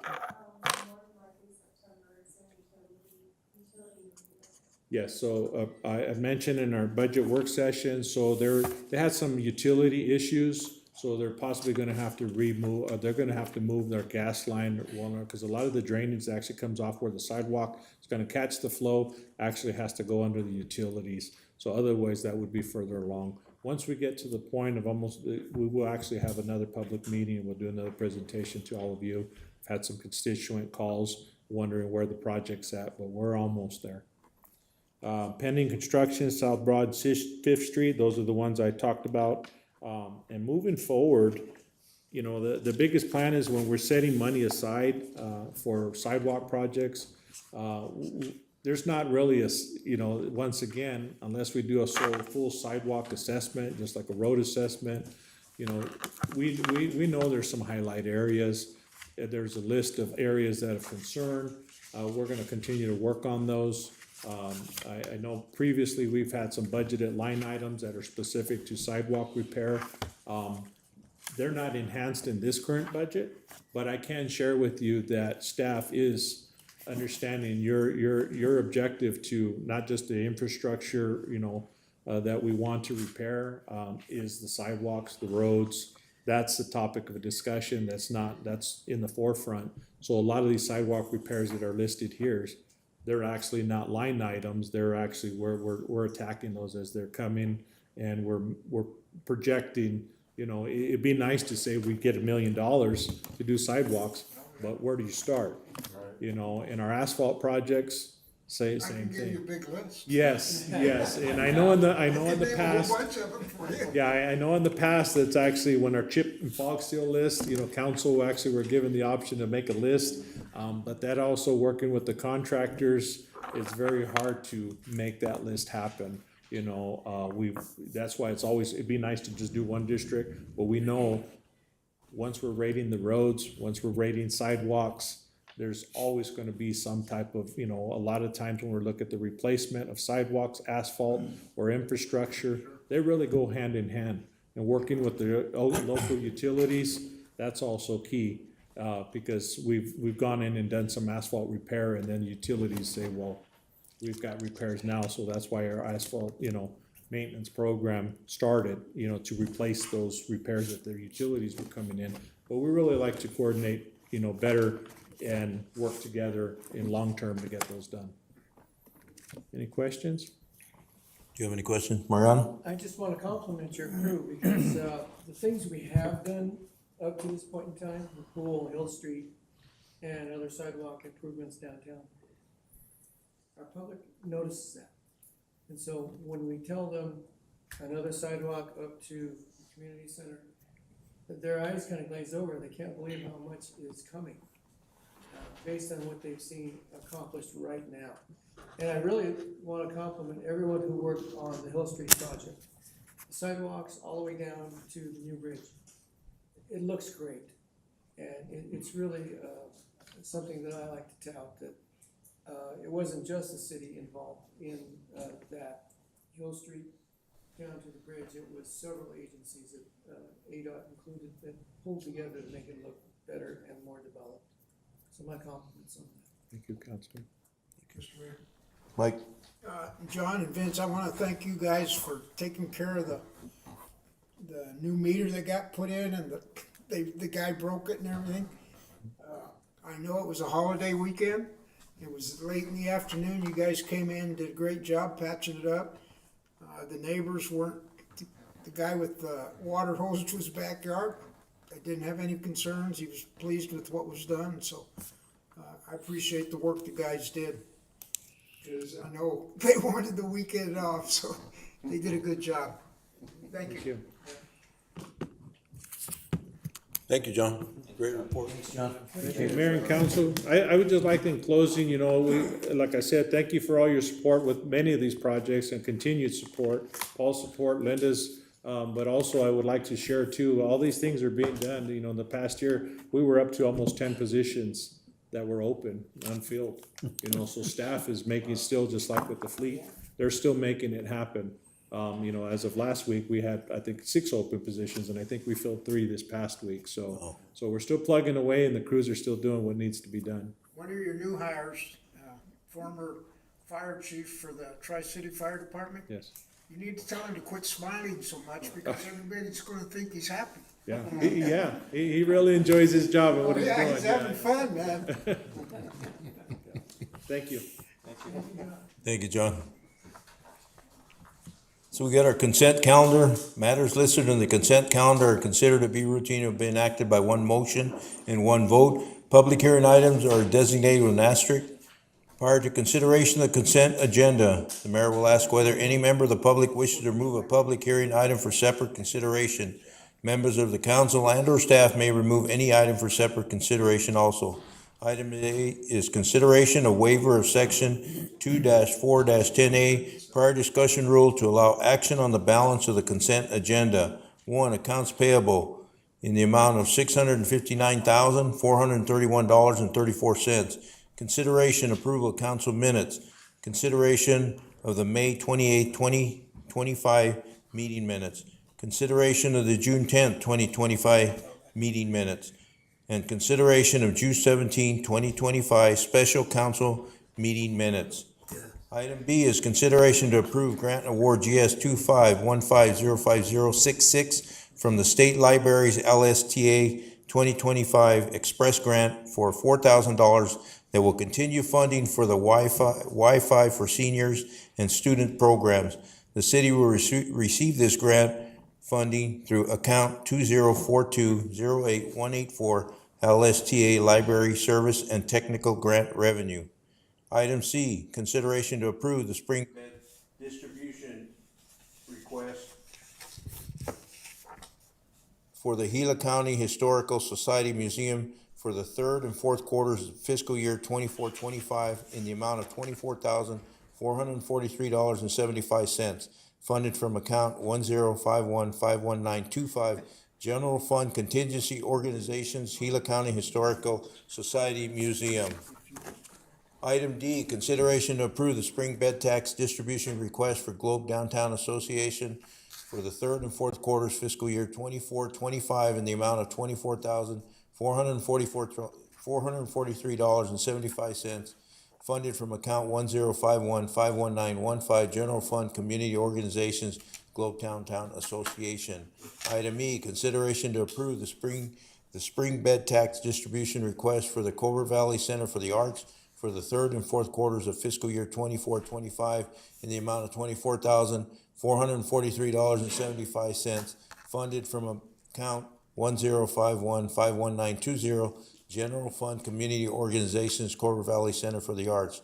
Item F, consideration to approve the spring bed tax distribution request for the Southern Gila County EDC Corporation for the third and fourth quarter of fiscal year 24-25 in the amount of $24,443.75, funded from account 1051511910, General Fund Community Organizations, SG EDC. Item G, consideration to approve the spring bed tax distribution request for the Globe Miami Regional Chamber of Commerce for the third and fourth quarters of fiscal year 24-25 in the amount of $24,443.75, funded from account 1051511900, General Fund Community Organizations, GMR Chamber of Commerce. Item H, consideration and possible council ratification of the delivery of a letter of commitment to a potential funding partner stating a pledge by the City of Globe Council to fund additional vehicle costs at the time of the delivery beyond the current estimated cost of $2.4 to $2.6 million for an articulating aerial fire apparatus. Do we have anybody in public, in staff, or council wishing to remove any of these items for separate consideration? Mr. Mayor, I would like to pull item H off of consent. I have no other comments or questions. I motion to approve as read with pulling item H. Second? Got a motion and a second for approval of the consent agenda as read, minus item H. Is there any further discussion? I just want to make a comment, Shelley, to Shelley. Thank you for following through and making sure that all these bed tax organizations, got their quarterlies in, but also making sure that all the contracts have all been signed with the city for the future with our bed tax organization. Thank you. Yeah, absolutely. Okay, all those in favor say aye. Aye. Any opposed, nay. Any abstaining? Motion passed. So item H.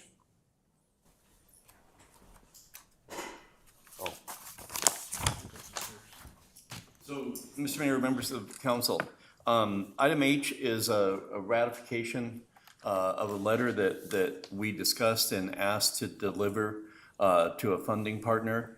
As you know, we desperately need a ladder, 110-foot, apparatus, and we have put $25,000 down. We are looking for partners in funding that. And we have some people who are interested in supporting us. They needed some information and actually a commitment from council. And so we did put together a letter and delivered that. I wanted to ratify that with council. This has not been completed. We're still in negotiations and everything like that. So I don't want to say anything more about our partners and our progress in that. But the letter came from the discussion about our inability to lock down, and we're getting a lot more information than we had 2 weeks ago when we talked about this, and we have the representative from Rosenbauer to talk about this. But at the time, we weren't sure that we could confirm the actual price of the apparatus when it is delivered. And so the commitment was to our funding partners that if we go along with a price and that price comes in, they deliver the truck and it's higher than we thought, that we, the city of Globe, would commit to pick up the cost of that additional cost, which that begs the question of how much more could it cost? What are the factors? How do we know what the costs are? We had a good conversation, which is why we have answers tonight for you. So the action is to ratify the letter, but the important part is the discussion, so you know that there are some constraints and there is some documentation that would come if in fact the price did go up. And then this is gonna also help us communicate with our funding partners to give them reassurance. So with that, on that question, how much will the ladder cost when it's delivered in 18 months? I'm gonna turn it over to Gary, Chief Robinson. Mr. Mayor, council members, based on those questions that did come up in the last discussion we had, there's a couple of points to that. Is we did request a letter from Rosenbauer clarifying some of the points related to price, related to should there be issues related to tariffs come in, that those items would be itemized to outline where those costs were incurred. Also, along with that, we did ask Michael Todd from Velocity, that is the sales organization for Rosenbauer in Arizona. We asked him to come up tonight, and he's here to address any questions you may have regarding the letter or any other questions that may come up regarding pricing on the apparatus, regarding what they're seeing in terms of tariff-related stuff. Also, there's some information on loose equipment that he can be helpful in answering, related to the cost on the loose equipment that was included in the quote that would eventually go on to the truck. So I'll give him an opportunity to introduce himself a little bit more, and then if there's any questions that are there, we can respond between the two of us. Good evening, Mr. Mayor, Vice Mayor, members of the council. As introduced, I'm Michael Todd. I work for Velocity. We're the authorized representative for Rosenbauer fire apparatus throughout Arizona, Southern California, and Southern Nevada. So, as you know, your city's in desperate need of a ladder truck. I've been working with the city, trying to be as creative as possible. My history started in the fire service many years ago in a very small town, and so I've always been conscious of budgets. I currently sit as the president of the school board. And if you know anything about school funding in the state of Arizona, we're also very conscious of budgets. So my heart is right here with you guys on this.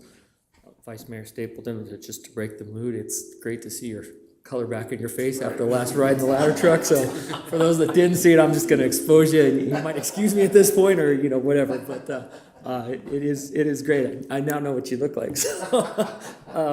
So we try to be very kind of creative in this process. Just be honest, fire trucks have gotten expensive, and some of that challenge is the fire truck industry makes up about 1% of large truck market space in the world.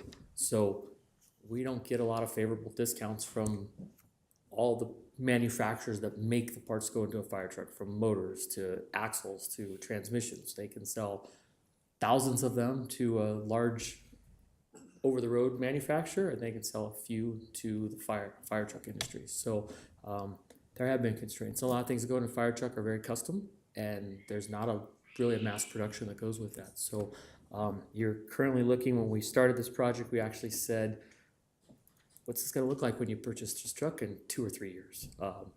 We found one that's available in a year. It's a demo truck.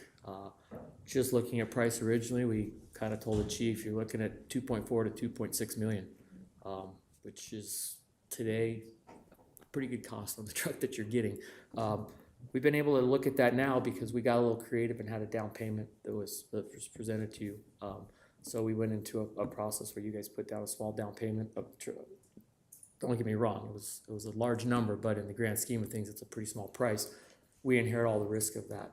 Your price was just right at 2.9 million. We've seen about a $5,000 price increase, but that is only for the loose equipment. Some equipment that the chief asked for, such as hose, some axes, and that sort of stuff. And that's a moving target that consistently happens with price. So we honored the original price of the fire truck. The only thing we can't control it originally, because it wasn't purchased, there's about $85,000 worth of equipment. So what we've offered to you at this point is if we can get a commitment from you that if for some reason you were to cancel this order, you will still buy the loose equipment. Velocity is essentially going to purchase that equipment now, store it until such time the truck is ready, and then you can get it in, that'll lock the price in. But we are having a very difficult time. There was a time when all the equipment on a fire truck, the axes, the hose, the ladders, you would pull up different catalogs. It was like the old, we're all have some gray hair, most of us. Remember the Sears catalog was there was a price on everything. Everything now says call for price, call for price, call for price. It takes days to try to quote some of these things because the price changes constantly. So to lock that in, we just said if you guys are willing to just agree that if this was to fall through, you'll buy that equipment, which you'll be able to use on any of your other trucks. We'll buy that equipment, we'll store it, we're not gonna charge you anything extra for that. The price of the truck is still locked in, so all total with that, about $86,000 in equipment today, you're looking at a price of $2,305,539.83. Although that is definitely a sizable number, we all recognize that. We were originally thinking 2.4 to 2.6, and when Chief and I talked about this, we said we probably should plan closer to the 2.6 range, looking down the road. With what we've done, being very creative and really just my bosses, my ownership at Velocity and those at Rosenbauer as well, recognizing the challenge of small departments, we wanted to get real creative, so that's why we did this down payment. We got a demo truck. We're able to put some customization in that truck because we caught it before it was, it's being built. That was what we felt was a win-win for everybody, and that truck will be completed in just a little over a year. We will then bring it out here, finish up some installing intercoms, putting the graphics on the truck. We can do the graphics at the factory, but I like to do them here in the event there's people out here on the highway that for some reason they don't see big red trucks with lights on them, or they do see them and they drive into them. I'm not sure which it is, but if we got to go match graphics, it's always easier to have a local company be able to match that graphic than somewhere else. Not to mention the company out here does a phenomenal job, and so we work with them as a third-party vendor. But your price is all inclusive on this. We got a letter from Rosenbauer. There's also an opportunity for a prepayment, a little discount of about $42,000.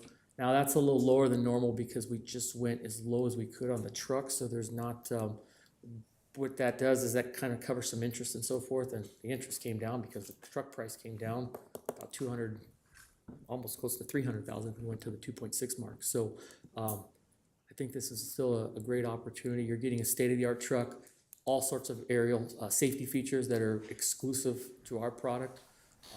Most manufacturers, if you get into some sticky situations, I almost said Chief Camaros, but Mayor Camaros, I remember your days from the fire service as well, being a vendor previously. You get into override mode. Our truck doesn't force the override mode, and it's very safe. We've had it up on your three-story building, about a street over. It's definitely the tallest three-story building, I think it says in the world, and it is definitely tall. So we've had it up to there. The chief mentioned, this is the first time we've really been able to get up to that. This truck also articulates, so not only does the ladder go out, but it'll come down. So if you're trying to do any water rescues, below grade rescue, it gives that feature. So it's a great opportunity.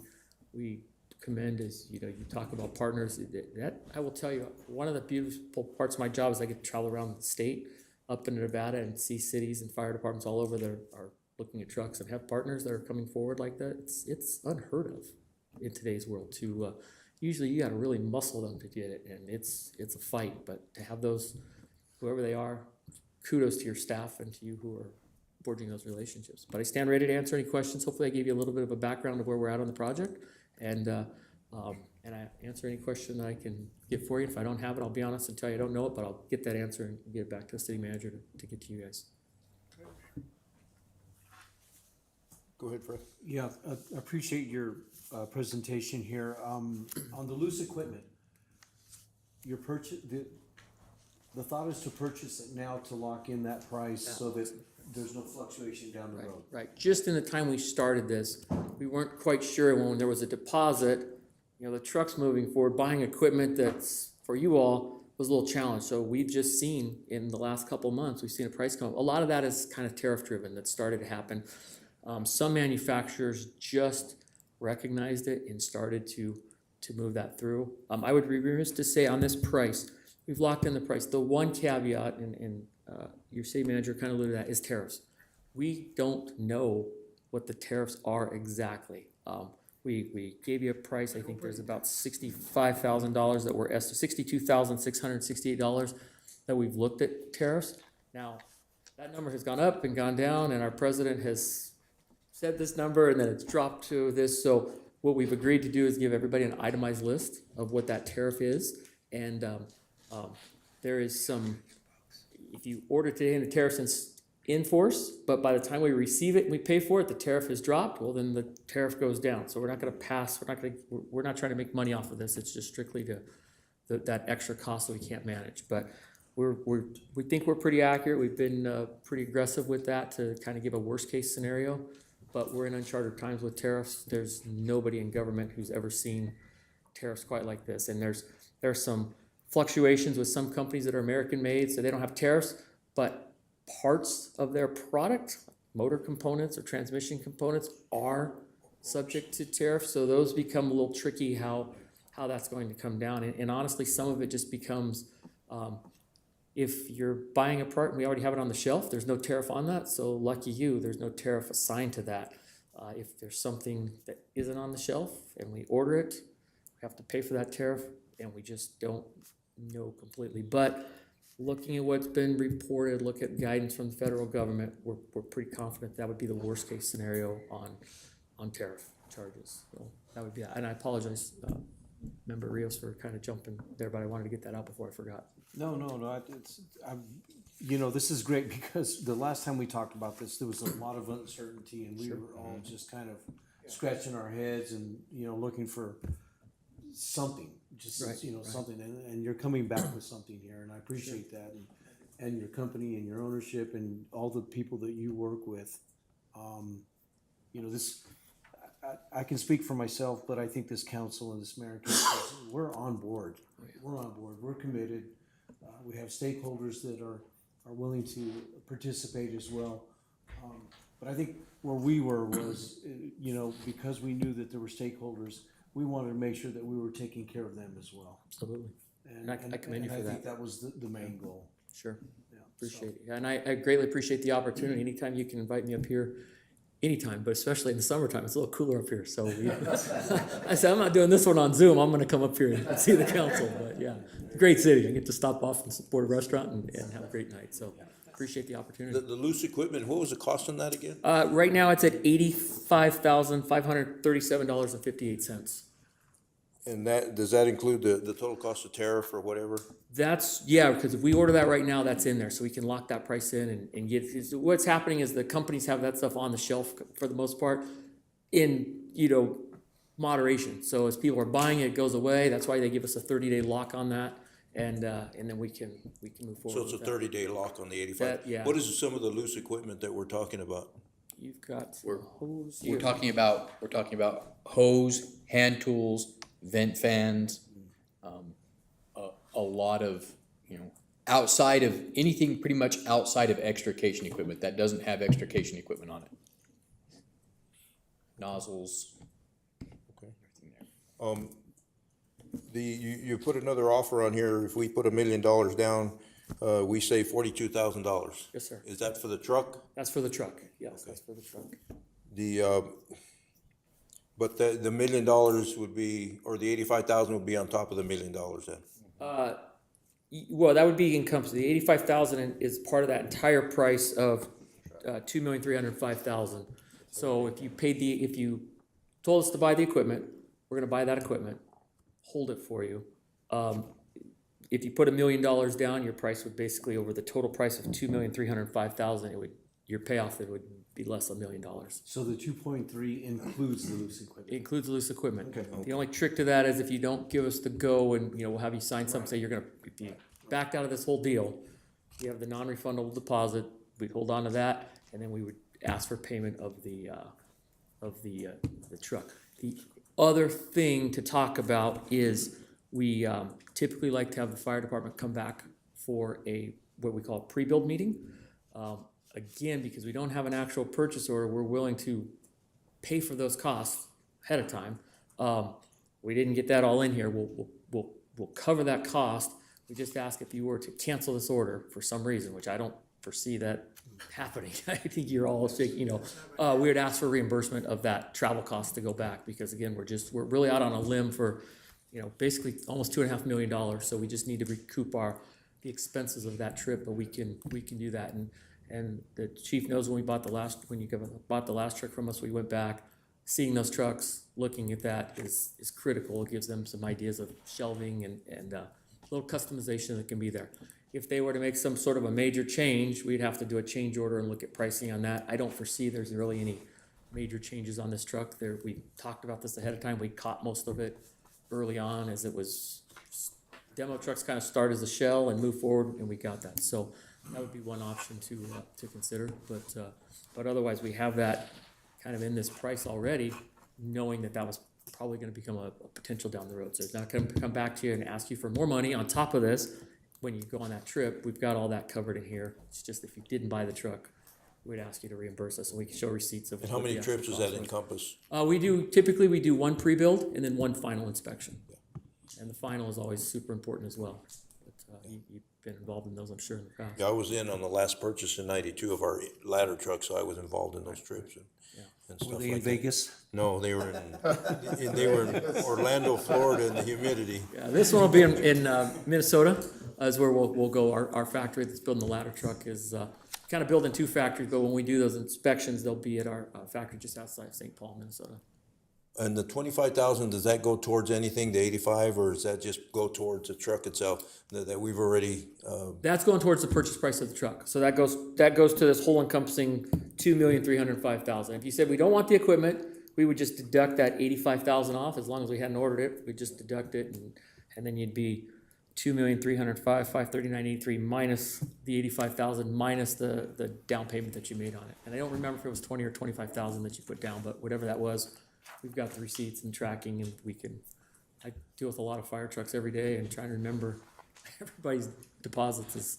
But we're locked in at least to that price of You're locked in. 2.4 to 2.6. You're saying the price already went up to 2.9 in the future?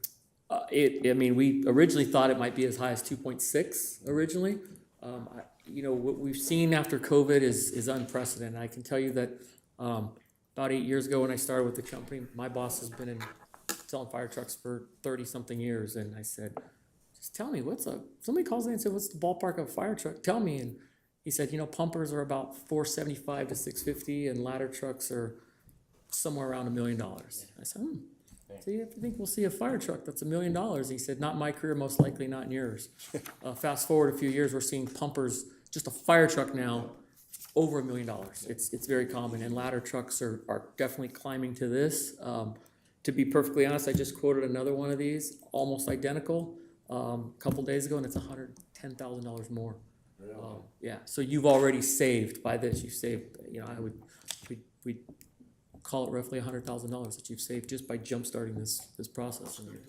So I'm sorry, one more time, Jesse, the 85,000, if we were to purchase that right now, is locked in for 30 days, even though we have an August 1st date by our president that said that's a deadline, they're gonna raise tariff. Yeah, because if you tell us go, we're going. We're ordering, we're gonna get this stuff ordered and get it in as soon as possible and move. So that's the key. The race is on for that one because we don't know what happens, but all the manufacturers, and some of that is because the vendors that have all that loose equipment have it on the shelf. So we're kind of tariff free. If we go past that 30 days, we're we're into that August first Yep. timeframe, and, you know, we sent this a couple days ago, recognizing that August first is getting close, so. But we don't know that. It could change. It could change, it probably changed 50 times between now and then, so. If you can clarify for me, so we're gonna be locked in at 2,305,539.83, or are you gonna lock us in between 2.4 and 2.6? No, you're locked in at that 2,305,000. So if we agree to this tonight and ratify this, it's 2.3.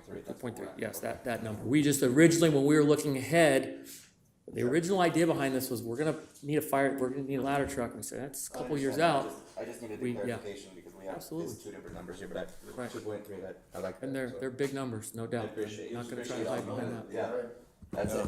so, Now we can work towards that. yeah. So just like I said, your only caveat to that is that tariff charge, Sure. which could pop up, but we just don't know where that's gonna be. It's unprecedented. No other questions or comments, Mayor? I'd motion to approve item 8 as read. Wait for him. Mr. Mayor, members of council, I'm sorry, Councilman Leatham, a couple questions. So, we're, like I say, we're highly motivated to purchase this, but we all still live in that reality that, if something were to happen, okay. And in the letter, they talk about if we were to put $1 million down, we would receive the 42,300 reduction. That's about a 4.2% that they would earn on the $1 million and save. We could invest that money and get about 4.2 to 3.9. And so someone's gonna make that money. In both cases, it benefits us, so that's a good thing. But if we did put the $1 million down and something happened, my understanding that 25,000 is not refundable, but would the $1 million be refundable? I believe the $1 million would be refundable. I'll confirm that, but I'm sure it would be because you've put down the deposit. And so typically what happens, every once in a while, we've had a city who's gotten into a problem and had to cancel an order. Sometimes when the final happens and then they have a disaster, in the contract, there's a penalty that says you're gonna pay about $20,000 or $25,000 if you cancel an order. And because So you had that would be a timeline right. on that, I think Right. 25 was the max. Okay, that's my one question. The nice thing, this is very unprecedented for us. This is not something that we do often. This took a lot of work on my part, my boss's part, to convince Rosenbauer this was a good deal. So there's always this, you're building this truck and you have somebody that's locked in, dead on. Oftentimes we have departments that prepay the whole amount. So if you put the deposit down, it definitely the larger amount, it definitely shows them you're moving forward on this. And if you start getting into a shortage of parts, which still happens from time to time, now we're like, these guys are really into this versus 20,000. So it helps us a little bit to justify if there was to be a delay of some sort, but we don't expect that. And my preference, and this would be up to council though, if we did receive something very, very soon, would be to put that money down and have the company earn the interest, subtract that, and lower the price. I think rather than us sitting on the cash, doing that, I think it's fair. You're out in the limb. If we have that money, why we can bank it or you can bank it. It's not going to cost us one way or the other, but just to put that down, as long as if it's refundable, we understand the terms in that. The other one is more of a technical question, and Mayor and I had a rousing conversation today on the phone. Why does it take 18 months? Why can't you just grab all the parts and just assemble it right now? Well, there's a lot that goes on to that. You're at the mercy of a lot of suppliers. We're kind of an integrator. Mayor, council, it's a lot of parts, and there's a list. We build a little over 600 fire trucks a year, but there's a long list. Our products are in demand as we're seeing more and more mergers, because it's becoming more and more costly to build fire trucks. In the day, most fire trucks were kind of mom and pop shops. They were smaller entities, and the cost has become so expensive now. As you're waiting for a cab to be built, they're all custom. So everything on a fire truck, even though this is a demo, is still pretty customized. And you have departments who come in that are very meticulous on different changes they want. So it's a design process, and it's just a build time. We don't build these, Ford F-150s, a Freightliner even, is robotic build. They come off the line every hour. We have one come off a day, basically, is what happens. So they're all handcrafted still, and We looked at robotic welding. We actually invested in robotic welding. We found out that robotic welding is great as long as every single truck is the same. You talked about Ford earlier. It doesn't matter if it's Ford or Chevy. Those are all the same. Every F-150's got the same welds. Fire trucks are all different. They're all different. We're able to build some of these demo trucks faster because they're a little more stock and we can get those through. And honestly, we hit this right at the right time where we've got one coming through that just, we were able to kind of move some slots and get something to make this happen. And something we've talked about with your chief and your city manager for prior to COVID. We originally started talking about a ladder truck. He saw the writing on the wall, 30-year-old truck, maybe 25 at the time, but those are getting tired. So we just hit this right, and there's a lot of work. You'll see that, you know, when the chiefs come back to the factories and all the hand craftsmanship that goes into a fire truck is pretty impressive. Ready, go ahead. I may have missed it, but did you mention a delivery time? Yeah, so this truck will be completed about the end of July 2026, so just about a year from now. There's always a little flexibility in that because things come about. There can be snow days between now and then. We get, a couple of years ago, we had the tanks being made. They're made at a company that makes these tanks. They had a truckload coming in. The truck rolled over, tanks crushed, start all over. That slowed everything down in that line. At one point during this, one of the axle manufacturers had a recall. Every single axle had to be taken apart to identify this one small part in the deepest part of the axle. If there had been a running change that had a failure. Had to go into every one of those things and figure it out. That was quite the task as you watch fire trucks lose their front wheels and axles, and we're pulling those things out with cranes because this one needed a part, this one didn't. Yeah. So there's some fluctuation, but we typically are within about 60 days of that time frame. We'll do the final. Anything that the department wants changed will happen over the next couple of weeks. And the truck comes out here. We usually have it at our shop for 30 to 45 days as we put the intercoms in, do the graphics, do another pump test. They do an oil change. The best part, the trucks are driven out, and that's a good time to rattle things. You know, it's a 1,700 mile trip out here, so we say hit some bumps, rattle anything loose that happens there, and then we get all that fixed in a PDI. It's rare, but we joke about that. What we do more than anything is the metal shavings all fall out from when they cut things, and then we spend a lot of time vacuuming out metal shavings from the fresh cut metal. Mike? Just a couple of questions. How many employees do you have? You have 2 manufacturing stations, or? We actually, Rosenbauer is the largest fire truck manufacturer in the world. So we're worldwide. In America, we have 3 locations. We have Fremont, Nebraska, where they build just the aerial section of the truck, just that ladder. Then it's mounted onto a chassis that is built in Minnesota, in a small town called Wyoming, Minnesota, just outside of St. Paul, Minneapolis. Our other manufacturer is down in Lyons, Minnesota, just outside of Sioux Falls. So it just depends on the build. This particular truck is our extruded body, which is built in Minnesota. It comes with a lifetime warranty on the frame and the body against cracking, which a big heavy truck on some of your rough roads, you will sometimes, you know, that happens. On this truck, extruded, lifetime transferable. You can sell this truck anywhere in the world when you're done with it. Your 30-year-old truck, if it was to get a crack in the frame or in the body, it's fixed worldwide. So even if you sell it off to a museum 30 years from now, that's covered. So it's a pretty impressive build.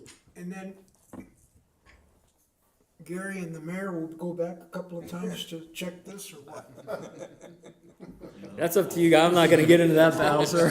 We're all going to get a trip out of it. No, At least it's Minnesota in the summer, not. I think we might have lost a few deals when we bring a customer back in December. Here, Chief, take a look at you. We were back with I'll share a quick story about some of my friends from Kingman. They were all excited to go back and do their ladder truck a couple years ago, right in like December 1st. And so those guys grew out their mustaches, and we were making snow off that ladder truck because we were flowing water, and they all wanted to freeze up their mustaches. And it's kind of you don't see Arizona trucks with snow on them very often, and, like they had in Minnesota. But that's not going to happen for me. Freezing. I went inside and said, "You guys, let me know when you're done. Let me know. It's warmer over here." Just one last question. Sure. Because I got to ask it. Is there a lot of articulating ladders throughout the United States? Because in Arizona, there is very few articulating ladders being used in Arizona. Yeah. So we are building almost all that now of the articulating. So Prescott just took delivery of one. City of Kingman has ordered one. Here, there's some talk down in southern Arizona as well. Phoenix had one years ago. They had a little mishap and replaced it with another one, and now that truck has just aged out. That was made by a third-party manufacturer, and so there were some challenges when you have a third party putting something on top of a truck. There some perception of a blame game of it's not working because of those guys or these guys. Ours is built exclusively one manufacturer, so there's a saying, one throat to choke, and that's everything about this truck is all Rosendar. So we're seeing them more and more. They are a little bit. Once we introduced what we did was different. Now people are recognizing, departments are recognizing, seeing the value of it. But when you go to our factory, almost anybody that's buying that platform model is going with the articulation because the cost difference is not a lot for the articulation. There's no difference in the actual operation of the truck, dry hydraulics, so it's been tried, tested for years, and this is just one extra component to it. But it's all the same hydraulics, it's all the same electronics. Our fire trucks are joystick controlled. Other manufacturers use levers, and at 3 o'clock in the morning, when you've had a long day and you're trying to operate levers, it can get a little confusing sometimes. Ours is just a joystick. It's like playing a video game. In fact, we even make a seat now. They make America calls it the lounger. In Europe, they do it all the time, but you actually, Mayor, the operator usually stands on a platform at the back of the truck looking up the whole time. You actually can get into a chair. Your truck does not have that currently because it hasn't been adopted quite as much in America. But as the ladder goes back, you recline back. As the ladder moves, it's quite an interesting thing. But we're starting to see more and more of that because in busy cities, New York, Chicago, where ladders are going up every day, those engineers with their head straight back are seeing some neck issues. And so we focus on a lot of safety for the firefighter. And we call it smart aerials, which they're very smart. They're very sound, very secure, and operate very well. Any other questions or motion for the letter? Yeah, please. Mr. Mayor, members of council, thank you. This will just ratify that letter because it does commit the council to cover that gap, which now that we know an amount is not the amount of the 63,000, I think, or whatever that tariff estimate was. Okay. But it could be lower. Yeah, Mayor, we don't know what the tariff thing is. And I suppose he could come back and say it's 400% tariff on something, and then we have to, but we think we're pretty confident that that's the worst case scenario. Appreciate it. So we got a second on that motion? I'll second it, Mr. Mayor. Okay, we got a motion, a second for approval of item 7. I'm sorry, item H. It's getting to be 9 o'clock. Yeah. Item H. Any further discussion? All those in favor say aye. Aye. Opposed, nay. Motion passed. Thank you. Appreciate you all very much. Appreciate it. And before you, Gary, send him over here. I'm sorry, is it Mark? Mike, okay. So, this is Phoenix Fire rescuing this guy from a tree. Is that not our Phoenix articulator? It's not articulating, but. Oh, it's not? No. It's just straight. Okay. I just want to know. I'm sorry, just educating myself. So, I want to know if Phoenix bought one or not. He says Email him. it's a platform, but not articulated. item 5, public hearing to adopt fiscal year 25-26 final budget and property tax levy. So at this point, I'll open the public hearing for fiscal year 25-26 final budget and fiscal year 25-26 property tax levy. Okay, so let's check and see if anybody.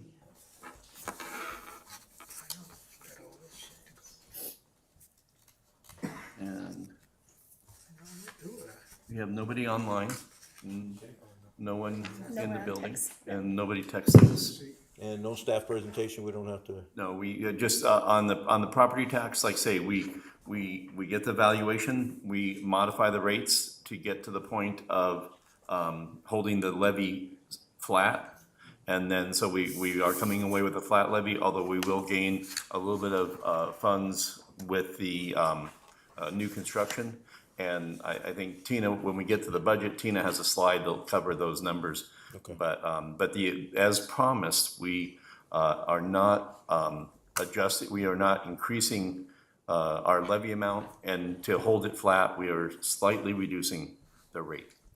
Okay. And then Tina will probably correct me when I butchered that. She's online. Okay. So at this point, I'm gonna close the hearing, public hearing. Item 6, a special meeting to consider the adoption of fiscal year 25-26 final budget. I'm gonna go ahead and open the meeting and consideration to approve resolution number 1912 to adopt the City of Globe fiscal year 25-26 final budget in the amount not to exceed $57,452,976, which includes $15 million in unfunded grant requests and direction to make possible adjustments within the budget. Shelley, could you read resolution 1912, please? Yes, thank you, Mr. Mayor, Council. Resolution number 1912, a resolution of the Mayor and Council of the City of Globe, County of Gila, State of Arizona for the adoption of the final budget and the tax levy for fiscal year 2025-2026. Is council pleased with the reading? Yes. So Tina, did you want to do your very brief presentation?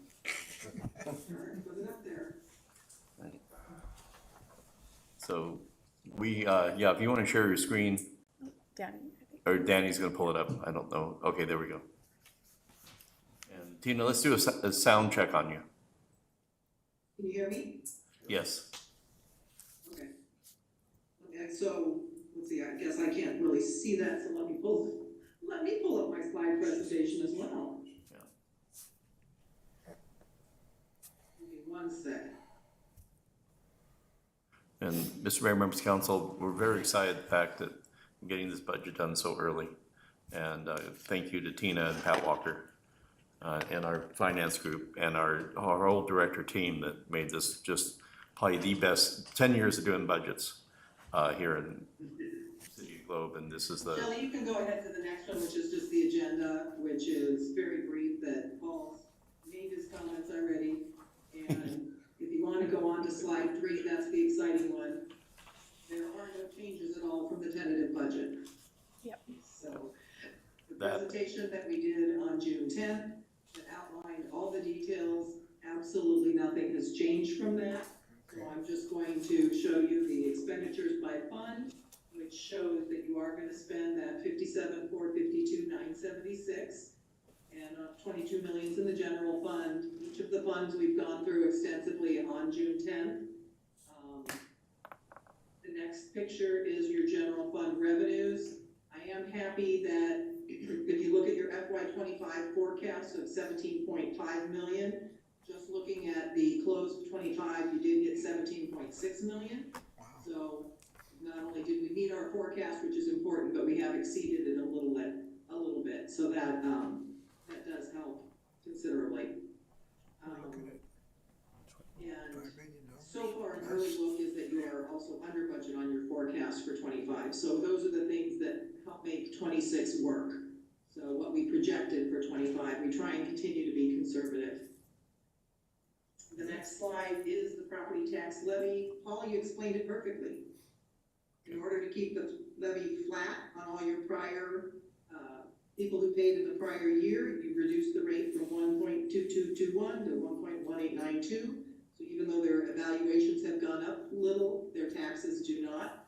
And the only growth you will see is on the new construction. That's just a $3,300 difference. So the levy you'll be adopting is that $545,264 in the right column there from the bottom.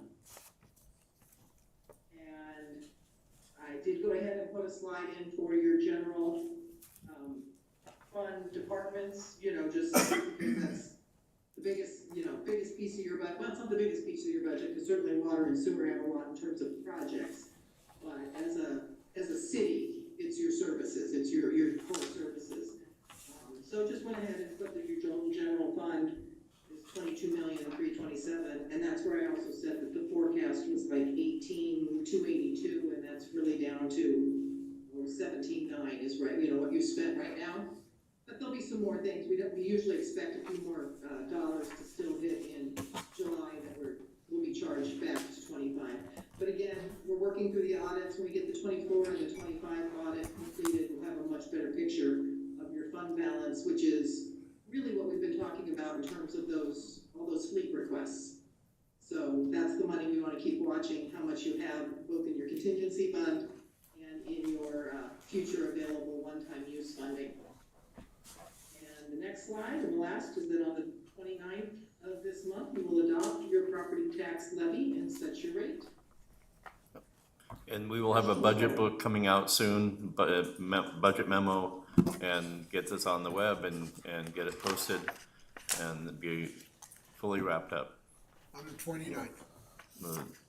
That'll be the setting the rate that we need to, but the budget book will come out soon. Although it, You get the Auditor General forms posted to the web tomorrow, they're ready already, but okay. I'll get those to you, Shelley. Thank you. Any questions for Tina? Thanks for all your work, Tina. Yes. Thank you. And no other questions or comments, I motion to approve resolution 1912 as read. Second? Motion second for approval of resolution 1912. Any further discussion? All those in favor say aye. Aye. Opposed, nay. Motion passed. Again, Thank you, Tina. Yeah, thank you, Tina. Item 7, action items. A, council will consider and possibly approve task order. You gotta close the meeting. Oh, I'm sorry. I know. Special meeting closed. Little overlap.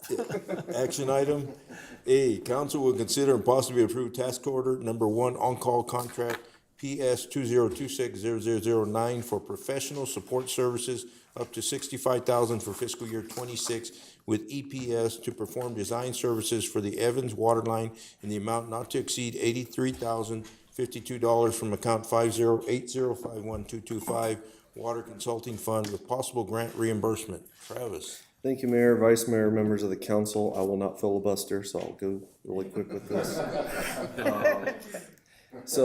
This Evans Street water line design is part of the Gallego money that we will be receiving for the construction and replacement of the water line. But we got to get it designed, obviously, first. So this is the task order that we have given EPS. Even we were trying to get last fiscal year, but it didn't fit in the budget as far as that 80,000 threshold. Our new on-call is up to 165, so now we can get started on that. So just want to get that task going. Questions, comments? So this is up in the La Mesa area, La Mesa Terrace area? Above the property Yeah. building? That's, Yes. Yes. that's pretty tight up there, isn't it? Yeah, I'm still learning the city, so. Are the residents gonna be able to get up and down, or?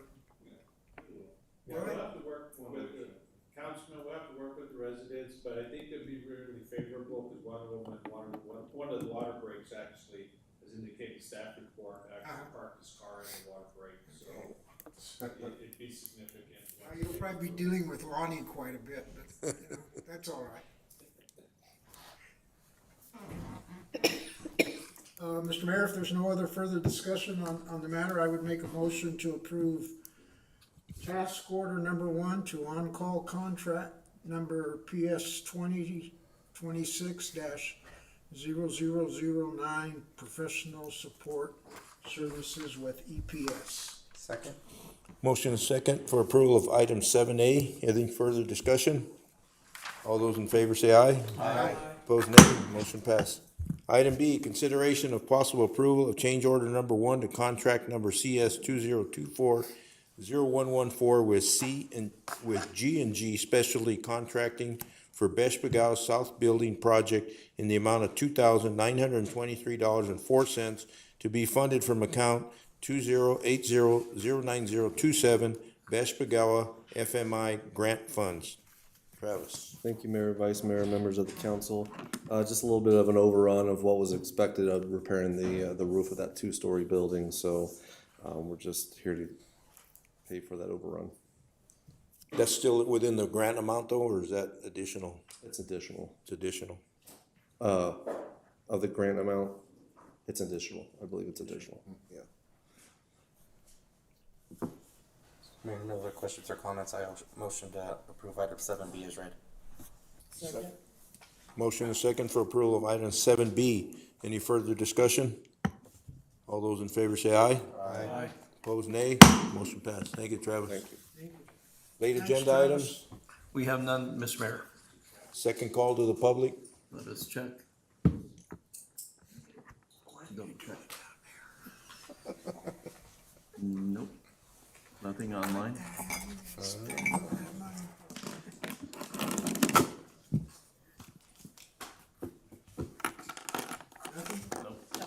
Nothing by text. Everybody went to sleep? Scheduling the meetings? Just a reminder that we have pushed, there are 5, Tuesdays in July, so we pushed the second normal July meeting from the, 22nd to the 29th to accommodate some schedules, staff Be here, schedules. but I'll be available to do it online, so. Okay. Everybody got that? Okay. Future agenda items? We do have 2 future agenda items I want to bring up, Mr. Mayor. One of them, there is we got word from, I think it's the Forest Service, or the National Forest Service, that they are looking for letters of support for resolution as they conclude their final, process of the environmentals. Those letters are due the 18th. I'd like to ask council if I can take the previous letter about 2 years ago, update that, make it from council, deliver that by the deadline, and then we can come back and ratify that letter like we did the ladder truck letter. And so if everybody's okay with that, then we'll put the ratification of the letter of support for resolution on the 29th. Sound good? Sure. Okay. And then the other 2 items I wanted to share with council, all of the bed tax organizations were on the agenda tonight, getting their second round of money for the past quarter. We are looking to, they have filed and agreed to the agreement that we had put forward. We'd like to bring a presentation forward on the 29th, showing and talking about how we're going to do the training to support the bed tax. The other item we'd like to put on the 29th is, Mayor, we had talked about reappointing and confirming the council liaisons to the different bed tax groups. It's very important, Mayor, you had talked about the importance of making sure that we have the right fit and the availability and everybody is there. I think, so that night we will handle both of those issues. Bed tax, like say, the plan to offer support to the bed tax, help them increase their productivity, and talk about reaffirming the liaisons. Lastly, I think we will probably have the bed tax council work group meeting with members of the bed tax organizations prior to the 29th, so we can kind of cover what we will present publicly. It just works out better when everybody's in the same room, the 3 council members, and communicating. So we'll be scheduling that, but so in a nutshell, 2 presentations on the 29th, both related to bed tax. That's all I I got. think we need to emphasize too that, through our representatives, through the bed tax ordinance, but also to each organization, they need to have representation here. If we're gonna do this presentation on the future training that we're supplying, we're providing from, they need to be here. So we need to emphasize, they need to get involved, they signed the contract, they need to be here to hear from the beginning. The whole committee or the? Well, no, I think as many board members, it doesn't even really have to be their board members. They need to hear it, or they really do. Yeah, we dispensed $125,000 tonight, and Yeah, exactly. Nobody's here? nobody's here. But Shelley has learned that getting the council liaisons involved helps a lot in getting, communication going. Okay. They would rather talk to you than us. Go figure. Okay, good. That's all we have for that. We have a motion for adjournment? Motion made. Second for adjournment, all those in favor say aye. Aye. Meeting adjourned. Thank you.